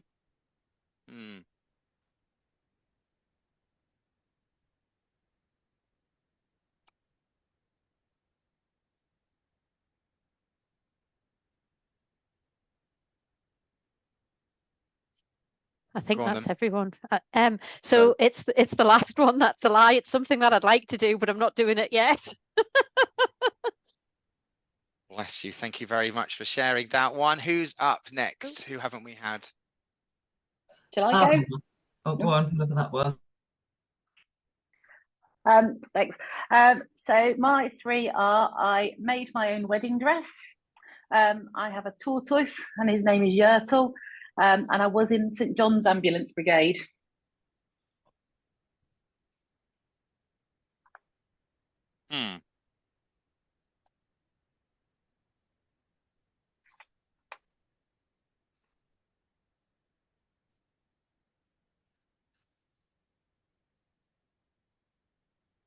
A bit of a smattering there. Okay. And I actually break out in a sweat if I see a needle and cotton, so definitely not making my own wedding dress. that's it. Should have been keeping scores. If you've been keeping your own, which probably do a reveal at the end. I didn't count them up. That would have made it even more interesting. But I'll add that in next time. Have we got, I think, Nicola still to come. Is there anyone else who we haven't heard from? And Rosanna, I think. Okay, my first one is I am not a born and bred Mancunian. Second one, I shoulder badged Sean Penn in an airport. And the third one is in my spare time, I drive rally cars.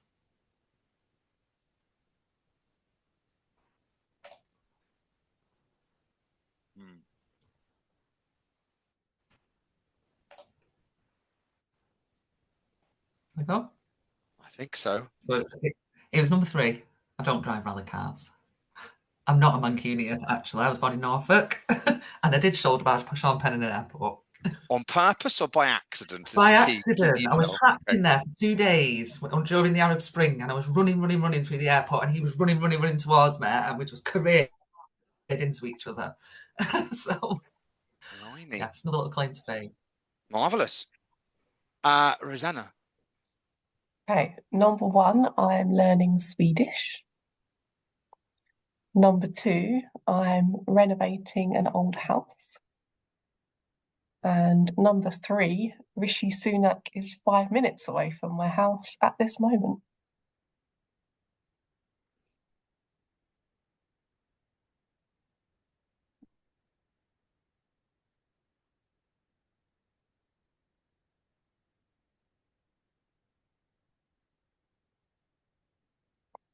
And? It was number 1, I'm not learning Swedish. Oh, fell for it. Not while I'm renovating a house. Now then, has everybody been? Super duper. So a couple of functions going on there. Number 1, I've demonstrated to you, I think is actually quite a good icebreaker to work with a group that don't know one another, that gets people talking and sharing. You're getting to a sense of disclosure. Every single person around the room has to speak and say something. So you're going to get down barriers of people who might sit there and never say something.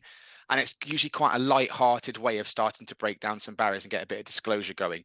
So we've done a couple of things there. We've done it for ourselves, but I hopefully I've modeled to you what can be in some ways quite a fun, simple, quick icebreaker that you can use with a group to get them going before you wanted to start discussing something. Does that make sense in terms of why I was doing that? I hope you found that somewhat not just amusing or helpful, but hopefully you can sort of see some benefits of what we're covering at the same time. So tell me, guys, are we okay comfort-wise for me to continue, or do we need to take a quick comfort break? If you need to stop your camera and slink off, then please do shout. But I'm just going to work on the basis of having. Ooh, what have I done? I think. Cool. Mark, I was just going to ask Rosanna, what's Rishi up to? Yeah, 5 minutes away. It's a good question. He's so I live in Leigh-on-Sea, and he's visiting like the local fishing businesses. I think I just got an alert on the local news today. I was like, maybe I could ask to be excused to go and throw some tomatoes. Go and share some vigorous verbal feedback. I'm in Stockport, and he was in Marple, just outside of Stockport last week, and he got a traditional Mancunian warm welcome. I think he was told what other parts of the country he might like to go and visit and how vigorously he should get there. Moving on. There's quite a lot to go through. I'm slightly nervous about looking at the timing. I think we've covered some of this. There's probably a little bit of overlap for this next kind of conversation. And I think the way I'll do this in terms of thinking about the timings and making the most of our time is we'll do this as a quick reflective piece on our own. And then we'll come around and we'll sort of share some thoughts around the table as we go. So starting to get you and us thinking about the context of being creative and innovative and what we're trying to achieve and where and how, just trying to think about how that keys in, how that aligns with what's going on. Now, one of our colleagues has already mentioned that innovation has a strong focus this year as a strategy for their authority. So I'm thinking in a broad kind of way, so maybe spend a couple of minutes jotting down some bullet points and then we'll do some sharing. What are the key focuses, the key strategic foci of your authority at the moment? Is it tech? Is it cost savings? And what are the key major strategies that you're focused on? I think probably number 2 and number 3 are sort of asking the same question in the same kind of ways. What are the key challenges and/or what are the things that people are rather nervous about? And I noticed that we've already had some feedback and some thoughts in that area, so that was particularly helpful. Lastly, thinking about, as you said earlier, reframing challenges as opportunities, what kind of new changes, new opportunities do we think the council or the authority is looking at trying to seize or make an opportunity out of in the next year or so? Does that make sense? I'm going to try and think about the broader, what's kind of going on, what's going on as business as usual back at the ranch, that as we start going through our innovation program, we can see what we're talking about as it relates to the strategies, the challenges, and the different opportunities. So I'm going to suggest we take a round of, probably cameras off to give people a chance to get their head down, get a notepad out. So take 3 minutes, try and jot down some thoughts, and then just think about a kind of a relatively agile way of sharing information. We'll go around and share some thoughts across these different themes. Is that okay as an idea, guys? I'll leave this up so you can still see it. So you take 3 minutes there or thereabouts, back about 11:47, 48, something like that. Maybe you take a quick comfort break, you can too.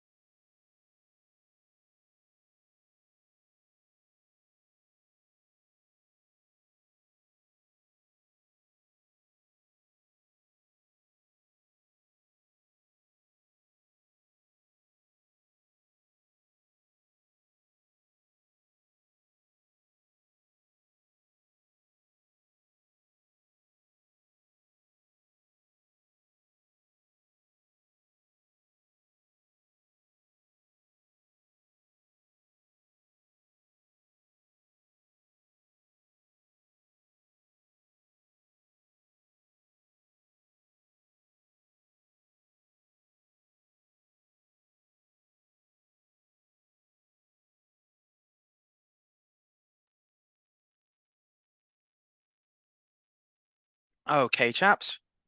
So trying to keep up our pace as we go through, starting to think about kind of strategies that your authorities are focused on at the moment. Are there any key strategic drives going on at the moment? So for smattering across the room, what have we got?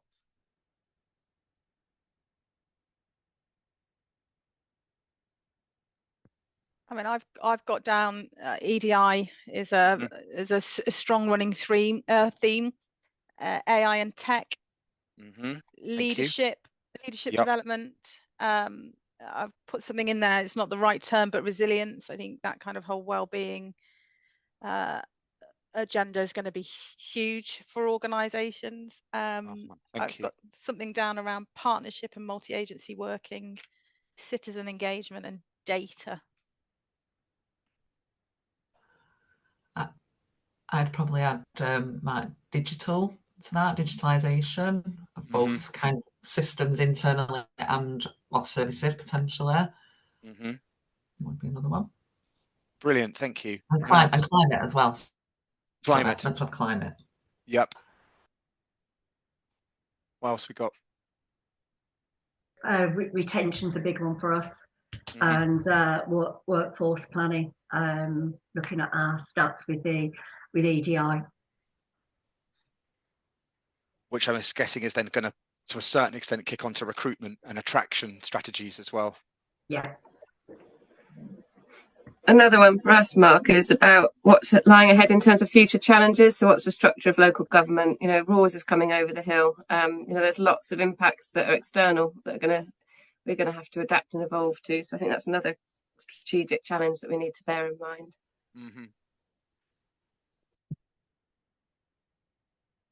Anyone else? I've got budget and efficiencies. Such a key one for us.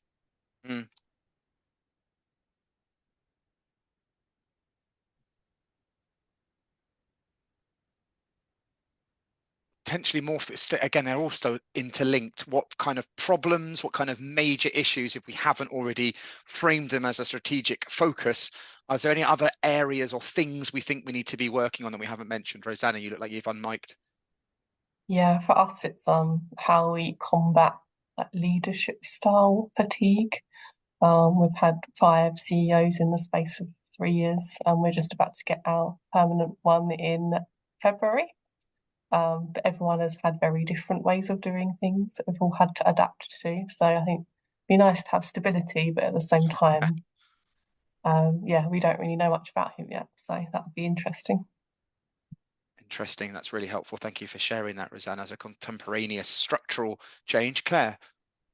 I think just to add to ours, we formed on the 1st of April 2021, and I think certainly in certain parts we're still very much 4 different organisations, so it's the sort of coming together of one. And a perpetual issue with us is, although Children's Services operate as part of a trust across Northamptonshire, there's an issue with them consistently overspending massively to the tune of millions, which then has, although they're a separate organisation, we then still have to fund that. So it's that really sort of gives us more financial pressure than local government would normally have. Is that similar in terms of a children's services arrangement across most authorities, or is that more unique to yourselves? I think most authorities actually have in-house, but I suspect they probably all overspend, but we seem to have particular issues with it because of placement. Thank you very much for sharing that. Anything else? There's something around capability, isn't there? I mean, if we're talking about AI and digitalization, we have to look at the capability of everyone that works within the organization to embrace that. And then I put something down about obviously the growing needs and demands from citizens in our local areas, that's placing huge demand on local authorities that are already got tight budgets. I was going to build on that. I think a changing sense among citizens of how services should be delivered and what they should feel like.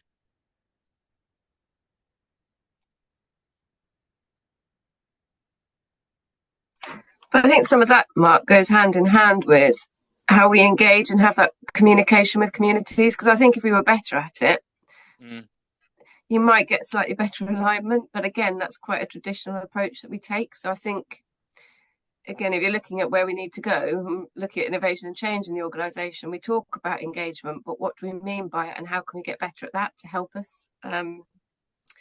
So I absolutely agree it's important, but I think we look at it through a traditional lens. What do you mean by a traditional lens, Jen?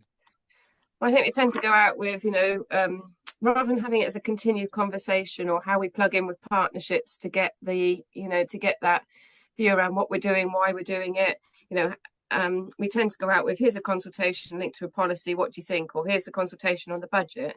But we don't truly, if you look at creativity and innovation in the community sense, Mark, we should be going out there and saying, co-design with us, I empower you. And I think we tend to, on the whole, there's pockets of innovation. So I've been reading up about it, been quite interested in it lately. So there's pockets of it going on. But do we as a, and that's certainly for my own organisation, do we truly look at it in terms of, that ability to have that conversation, to get people developing their own neighbourhoods, ? I don't know. And I think there's probably more we could do. So that's what I was getting at. Does that make sense? Yeah, very much so. I think there was a theme, again, that touches on earlier about not just being the people with the greatest status or the most experience or the highest grade being the ones around the table trying to solve all the problems. It's more co-creation, more engagement, and more co-design with a wider, more empathetic set of stakeholders. And we do focus a lot, especially in our next session, on how to start to involve different types of users and citizens to give us more insight. That's a really great shout there, Jen. Yeah, that would be brilliant. Okay. Anyone else? Lucy, you look like you've unmiked. Yeah, we've got something about a focus on sort of embedding a performance culture across the organisation, both in terms of data performance, but also individual performance and accountability, I think. Our new CEO seems to be quite big on performance and quality improvements. Embedding a performance culture for data. Well, no, you'll have to bear with me, because last time I checked, data were inanimate. I'm not sure how they're supposed to have embedding a performance culture, and then in terms of the way that we manage performance in general. So so there is a data element to that, and I think there is a big focus on data and what we do with it, but also around our performance conversations, our approach. It does feel to me that in organizations that have to be more empathetic, have wider set of stakeholders, tend to be risk averse, and people tend to stay for quite a long time. Universities are very, very similar. Having those tougher conversations seems to be one of the things that we're perhaps not the best at doing, because building networks and alliances and building people up and building their resilience is what we're spending most of our time doing. Then having the tough conversations, I think, can be quite challenging. This is Nick. Nick's put a hand up with good reason. I'll let her say it herself. I think it's just, it might be just an interesting point to make, Mark, here, just to throw something in. I think it's very interesting with Stafford that I joined the organisation on the basis that they had been very innovative with their performance. I kind of stripped out all of the traditional approaches to that, probably swung a little bit too far the other way, and I've tried to bring the pendulum kind of back a bit. But it's interesting now that with a new CEO, he's looking at it, I'm guessing this is obviously a safe space just for us to talk, but he's looking at it back in that traditional sense. And it's interesting when innovation goes forward and then goes backwards again. And I think he's doing that because it's not giving him the assurance that he needs, because it's very loose and you need a certain level of maturity. And what we need to try and do is keep going on that journey of being innovative in that space, but using data to try and reinforce and support the new CEO to feel assured that what's happening should be happening, is happening, etc. But I just think it's quite interesting that they've gone innovative and now potentially pulling it back. So just a point. And the same, it's true to say, of our people policies. So we've kind of very much gone to that kind of flexibility with the framework, giving managers kind of an element of discretion and treating our employees as, humans, etc., adults. And some of the feeling on the ground is that we're trying to just pull back a little bit and put a bit more structure in, which, as Nick says, is a bit of a change of direction. That's really thoughtful. Thank you, guys. Anybody else? Quite a lot then. Is there anything we haven't, have you scribbled down, sort of areas, focuses, important stuff that's happening in the background that we haven't kind of shared or got out? I think from my perspective, I think sometimes that we do probably employ a lot of people who are talented. It's just how we know who they are and how we use that talent. Because I think there's that thing that, you know, your next best hire might already be working for you. So I think there's that side. And I think the other thing from our perspective is that we are an aging workforce. Our average age is 46, and what we have noticed recently is that it's those people who are between 6 and 12 months of service that we tend to have higher attrition in, which tends to be the younger workforce. And I think it's understanding what benefits they bring and how we can kind of enhance that. And I don't know, perhaps make it a more you know, a place to work that sort of is for all ages, as opposed to just traditional, perhaps local government age groups. I have come across that theme a number of times. I think that demographic shift within authority workforce, it does seem to be consistent across different authorities I've certainly spoken to, and you all seem to be nodding. So that whole DE, they all start to interlink, the DE and I, attraction, recruitment, retention, deployment, engagement. There are also lots of interlinking issues. And then even it comes down to the tech and making the most of the tech. I often feel that there's not much that you don't end up broaching, dealing with, trying to have some kind of solution that doesn't involve people. I think there's nothing that you've mentioned that people are not at the absolute heart of, either being the problem or opportunity themselves, or that through people and with people, that's how those opportunities and challenges are probably going to be bested. And so that was very much the approach I took working with the government of Dubai, who had already spent lots of money and lots of efforts investigating all things like high-speed internet and city structures and zoning and financial packages. They'd done all that kind of stuff. The last bit they looked at was actually the culture. And I think that's the changes that we made that probably had the biggest difference, as you keep talking about. There's lots of sort of cultural and behavioural and skill-based things that I think that seem to run through everything we're talking about. With your permission, unless someone's about to unmute, and I'm happy to be interrupted, I'm going to push back into the slides and move us on, if that's okay. Roughly where I expect to be. So my general approach for most of these things is to try and focus on our conversations and sort of see how they're going. And be reasonably flexible on the timings of what we're covering. So my feeling is, or a question to you, as I wrote down, thinking is where we'll be at, is of all of those challenges, of all of those different issues and opportunities, do we feel kind of like in place to capitalize? Are we ready? Are we set up as individuals, as teams, and as authorities as a whole to best these challenges?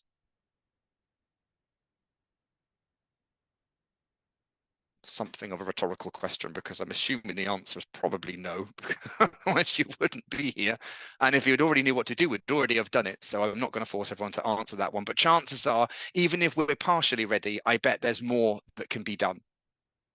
Now, this next section is actually reasonably short, and I've been alluding to it for really quite some time. And I'm going to leave you with some final content, some food for thought after this bit, and then some homework and some thoughts about what you might want to put in place over the next couple of weeks, and a tool or an approach to take away. So rather than having a discussion, because I think we've probably done that to a certain extent, how can we as people-oriented areas have an impact on creativity and innovation across an authority? Well, the answer is in almost every single possible way. I don't think there is another area of any organization, be it a local authority or a commercial organization, that's more important for creativity and innovation than HR, OD, L&D, people-oriented, talent-oriented functions. The reason being, I'm going to jump to the very final conclusion of the entire thing. This is sort of practically the last slides, and I've been alluding to this framework as we've been going along. What's the final answer? How do you actually make a difference in an authority? Well, it's by doing lots and lots of little things. Along the lines of, there's a sporting analogy from a guy called Dave Brailsford, who was very, very successful for the British Olympic cycling team.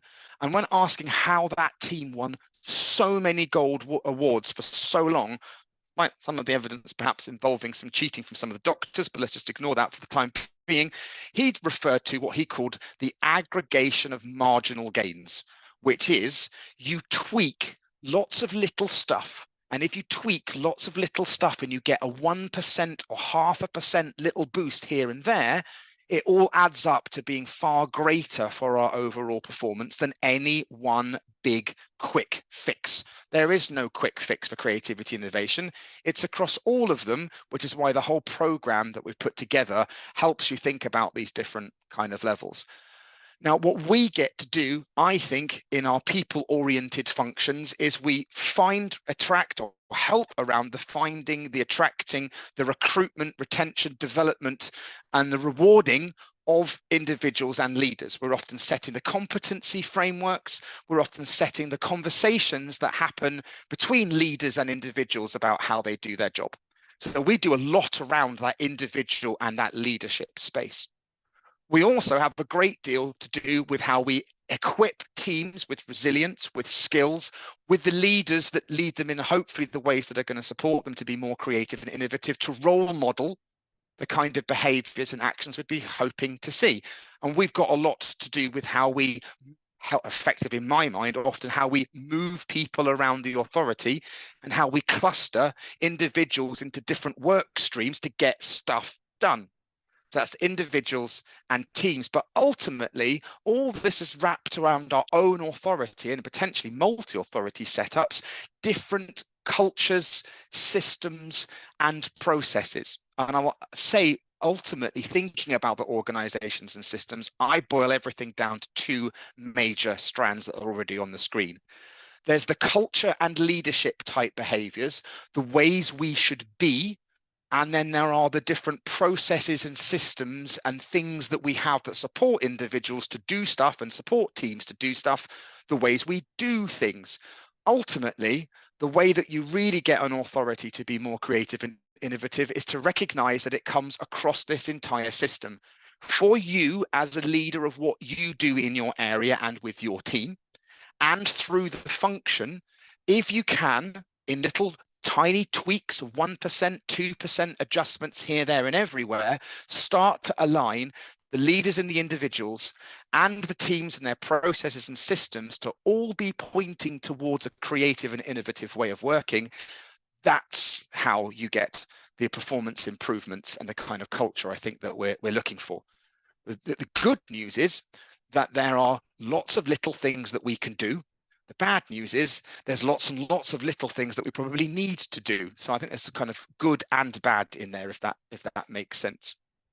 I'm just going to stop, see if there's any questions or any thoughts of having shared the conclusion and how it's all going to go through in terms of our design. Any thoughts, any challenges, any questions about what I've just shared in terms of this kind of why I think HR, OD, people and talented oriented areas are so crucial for helping build creativity and innovation?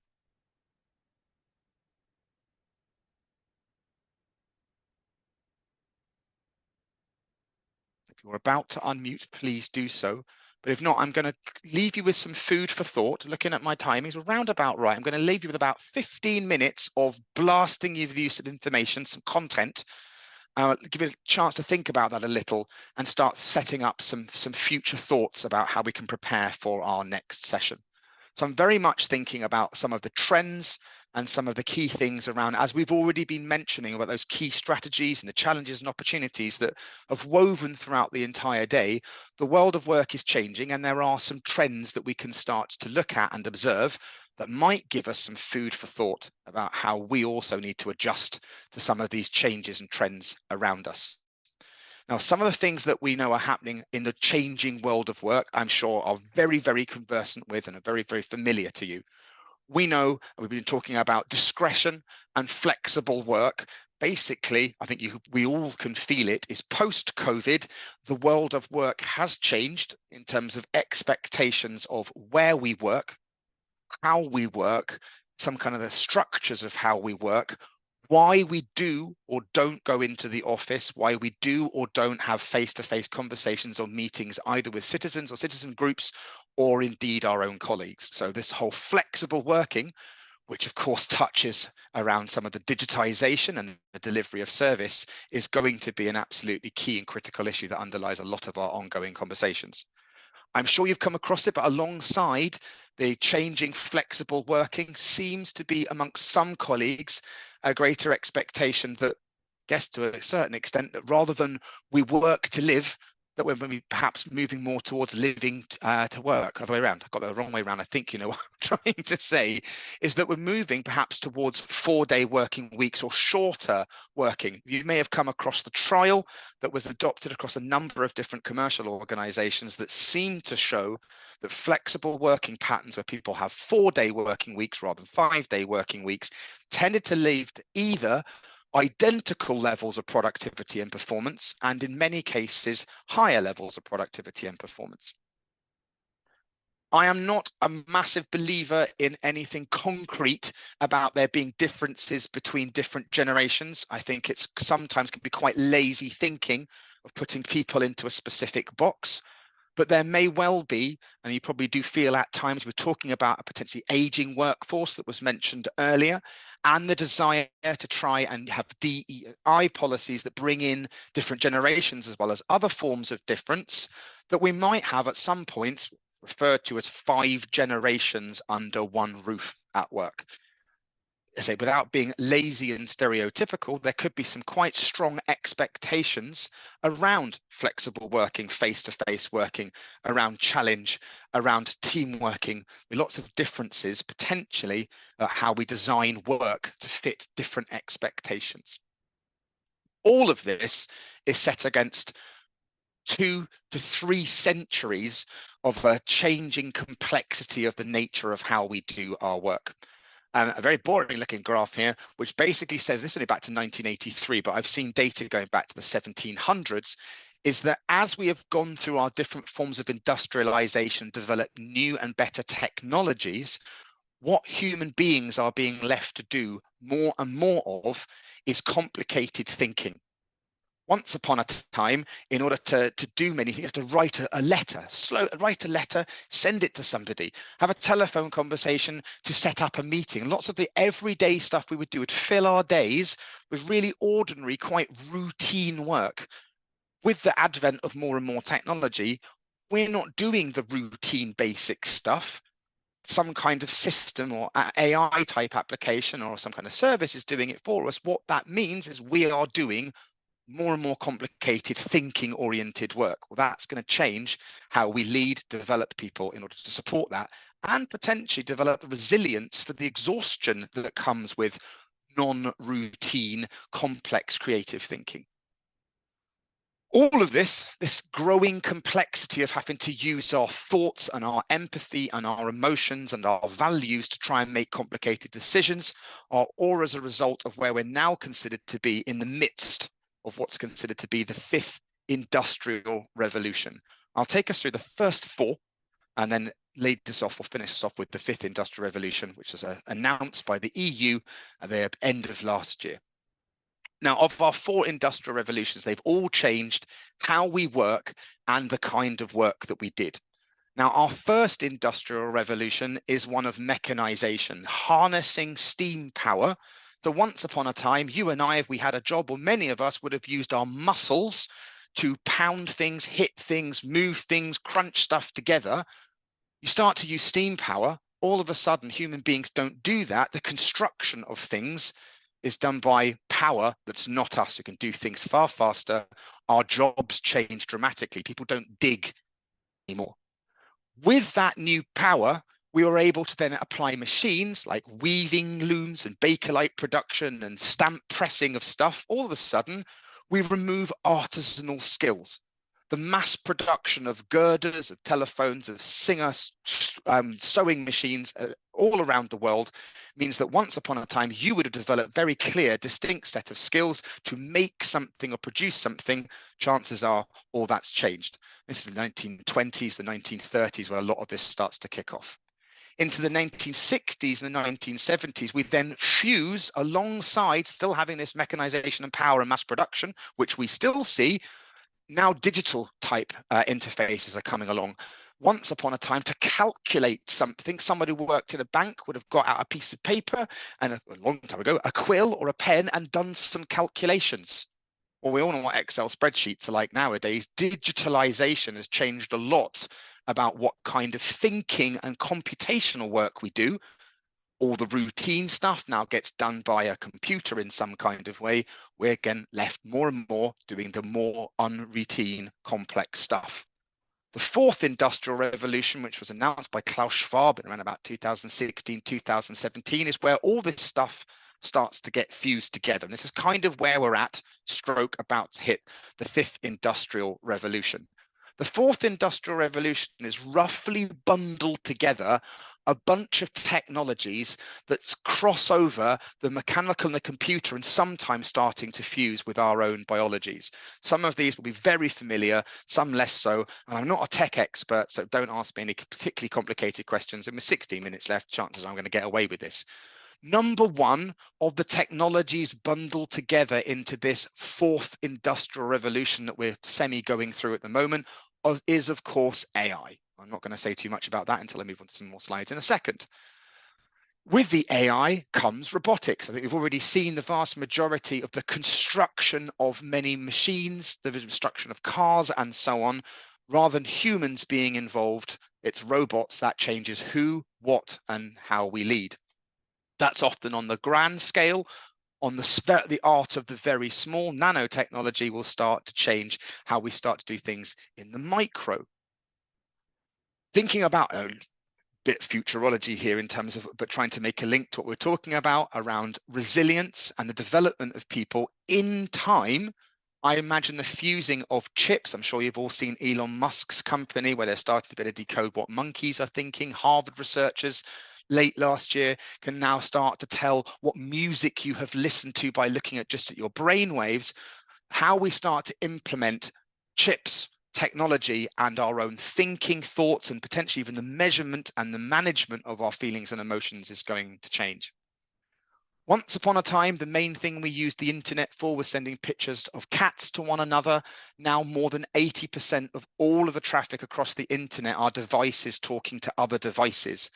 That itself gives us massive changes about how services and operations and processes can be delivered across an authority for our citizens.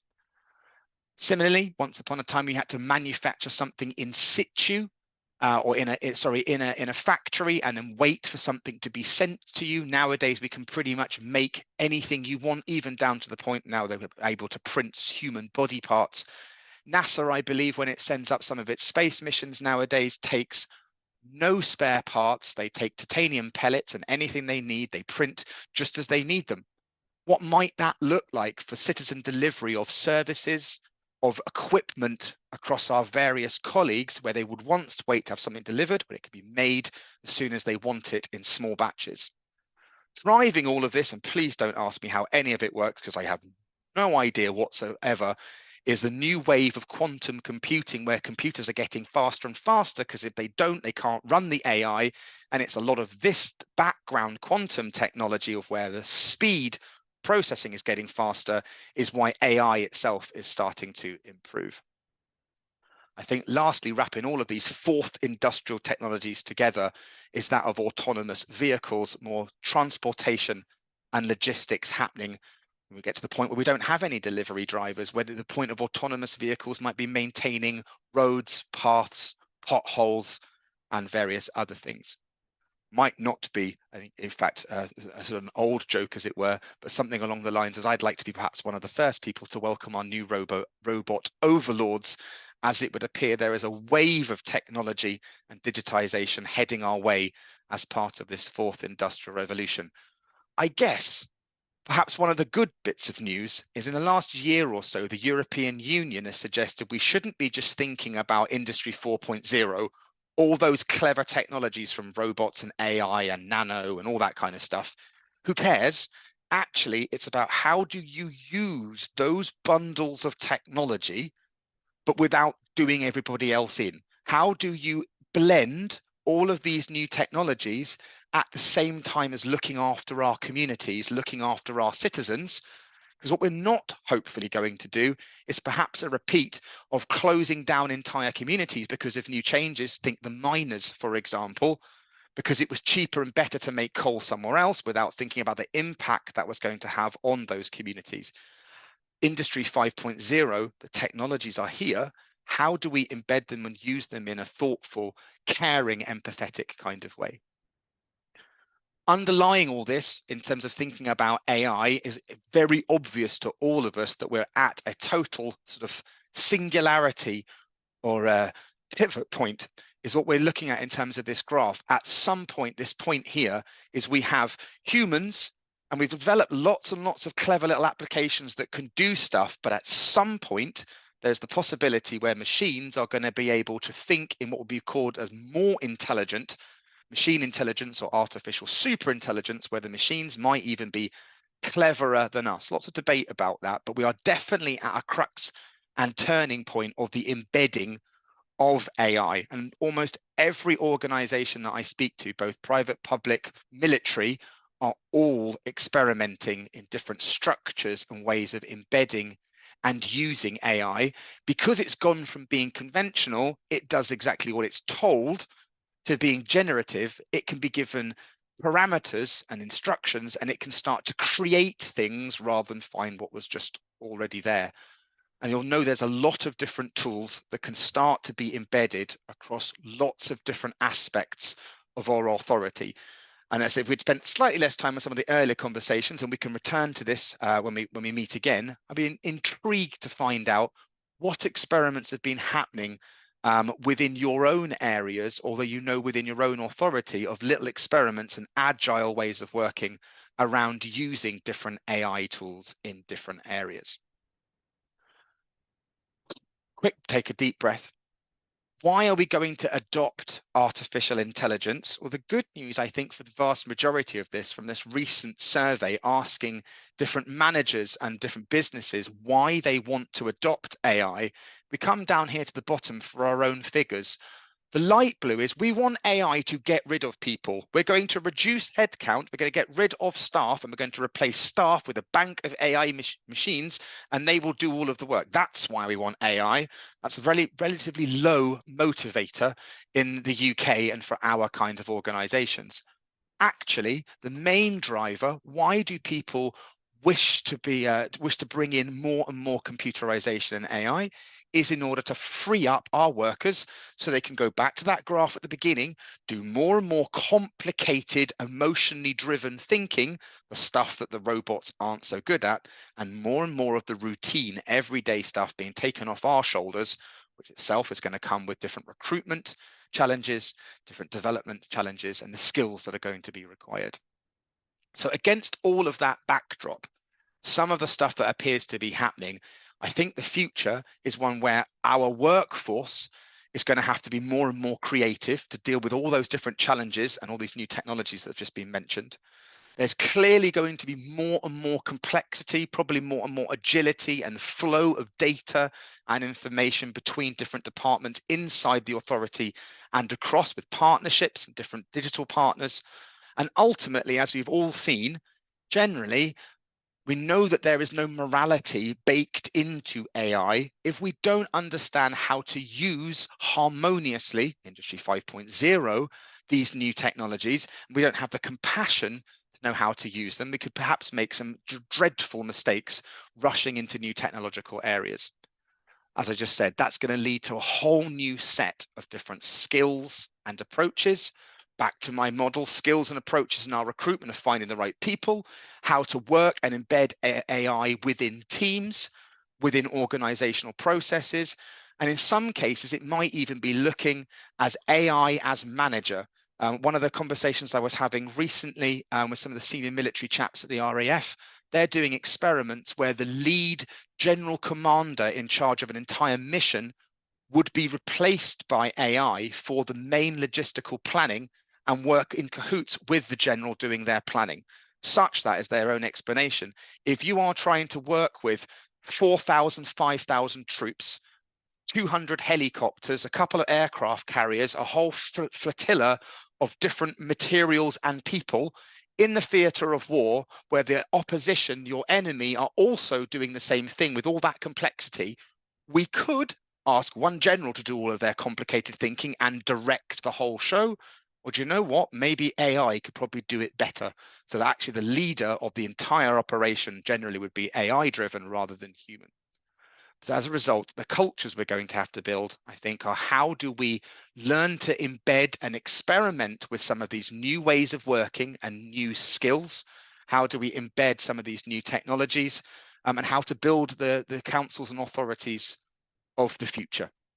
Because if there is only one thing we can take as an absolute certainty, is that change will happen and change will occur and is occurring. And if we don't change ourselves fast enough, if everything changes on the outside really quickly and things change on the inside more slowly, well then in general, obsolescence or certainly lack of relevance is usually the only thing that comes out the other end. Right, I've tried to squeeze quite a lot into quite a short period of time. Just going to stop for a second. I have thrown an inordinate amount of food for thought around some new technologies, ideas and stuff. How much of that or any of that is resonating with any of the conversations you guys are having within your own authorities? I've got some nodding. What I thought was really fascinating is it actually puts what we've known in OD, what we've known for a long time about compassion, it puts it actually in a business context rather than it being, you know, what's always been seen as the soft and nice to have. It's actually positioning that as potentially that's the role of people in leaders in organizations, is to focus on how you support individuals, because that kind of professional side of it, the know-how will come from technology. Yeah. So we play to our strengths, and our strengths is that the humanity angle. So it really positions what we've known as important in a business sense, if I'm making any sense. Certainly does to me. Anyone else? I think it comes back to that. One of the slides you put up, Mark, was that Humane 5.0, creativity, innovation, agility, learning and experimentation, but how to build. And it's and that's the bit for me, is that this is so far down that horizon. I wonder, you know, it's how we create the momentum for people to start thinking about this seriously, because otherwise, you know, it's that obsolescence piece you talked about. I don't know. I don't know whether senior leaders in local authorities, and you guys are best placed to tell me, is anybody in a senior leadership position talking this sort of language or thinking about these sorts of things? And I don't know. That's kind of frightening, that, if that is the case. I wonder whether it is. Shaking her head down there, or down there on my screen. Rosanna, you're not hearing this kind of threads and themes happening across senior strategic leaders? No, and actually it's quite funny because our head of ICT sent me a new AI policy to look over that she's written. I had some thoughts because it was written from a perspective of, you could tell how nervous we were about people using AI. It was all like, don't do this, be careful of that. I was like, we need to make it exciting, otherwise people either in a few years' time we will laugh at it because it's so it just sounds like we don't want people to use it, and people are going to use it whether we like it or not. So yes, we need more like a framework of acceptable use rather than, you know, AI is scary, don't do it. Yeah, no, I agree, Rosanna, and that's building on what you've both said in terms of what Matthew said there as well, is that I don't think it's a case of whether we should be talking about it. I think the time for talking about it was at least 6 months ago, 9 months ago. It's probably really now about what we're doing about it. And one of the things I found quite encouraging, one of my clients I work with quite closely is Royal Sun Alliance Insurance. They're, I think, the world's oldest insurance company. They were founded just after the Great Fire of London, and they're still going. They're ancient, and everything about them is steeped in sort of old culture, and they're very proud of their heritage and having all their old ways of doing stuff.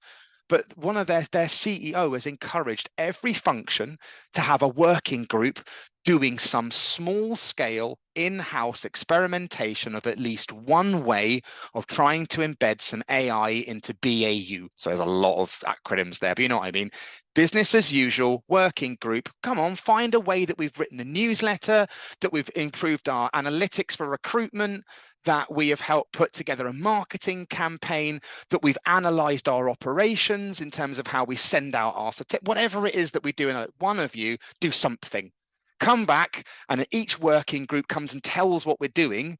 And yes, Rosanna, there probably needs to be an acceptable usage policy. There probably should be some boundaries. But what I tend to see is that we want to de-risk it, and we want to have thought of every eventuality and provided a beautiful, solid framework for shifting sands. So therefore, we do nothing. So I feel that time of talking is over, time for action, but with some sensitivity and some sensibility is probably where we're at. Well, there's me opening up a massive can of worms with only a minute to go. I'm very conscious that I don't want to overrun. I could talk all day, and I normally do, as you probably already worked out. If I can have your permission, I'm just going to share some thoughts about what we might do next, some quite light touches of setting us up for our next session. So making sure I'm showing the right screen. So let's get started, this should say, and then I'll just let you go and I'll hang around. No. I did want to quickly teach you something, which was a reflective leadership practice. Please close your eyes, and I'm not going to do this, and I'll do it next time. And instead, I'm going to go straight to the homework. I said I've always got a way of squeezing some stuff in. Question number 1, do you have an innovation challenge in mind? A thing, a new process, a service, a development of something, developing, working with a team, changing a way of working in some way that you think you could apply some of the tools and techniques to as you go through the program. If the answer is yes, I do have a challenge, then your homework, knowing what your challenge is, I want you to go away and do some spying. I want you to spend some time just soaking up whatever that situation is. If it's making a change to children's services, I want you to spend some time watching your colleagues. If it's something to do with finance or project management, I want you to spend some time embedded in that and make some notes. What's going on? What kind of issues are there? If you don't have an innovation challenge at the moment, spend some time over the next couple of weeks watching and listening to your colleagues. What are they talking about? What kind of hot issues seem to be buzzing around? Is there a way of using observations to help you identify an innovation challenge? That is homework number 1. Watch people, soak some stuff up. Does that make sense?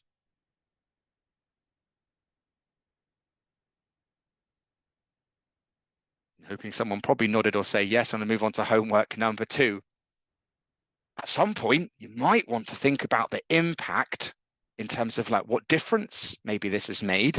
Do you have any thoughts about how you might measure in a very broad way, like where you're at? What's it like for creativity and innovation at the moment? What measurements might you have? What metrics or KPIs? What data could you possibly collect? Now that could be data on quant stuff. You could be measuring the impact on attrition, on recruitment, promotions.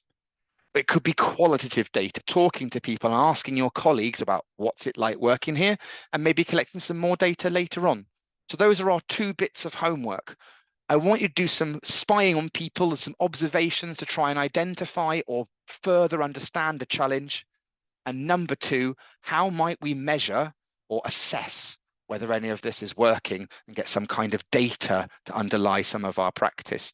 That's it, and I'm going to stop my sharing, conscious that already, like usual, on session number 1, I've already overrun by 2 minutes.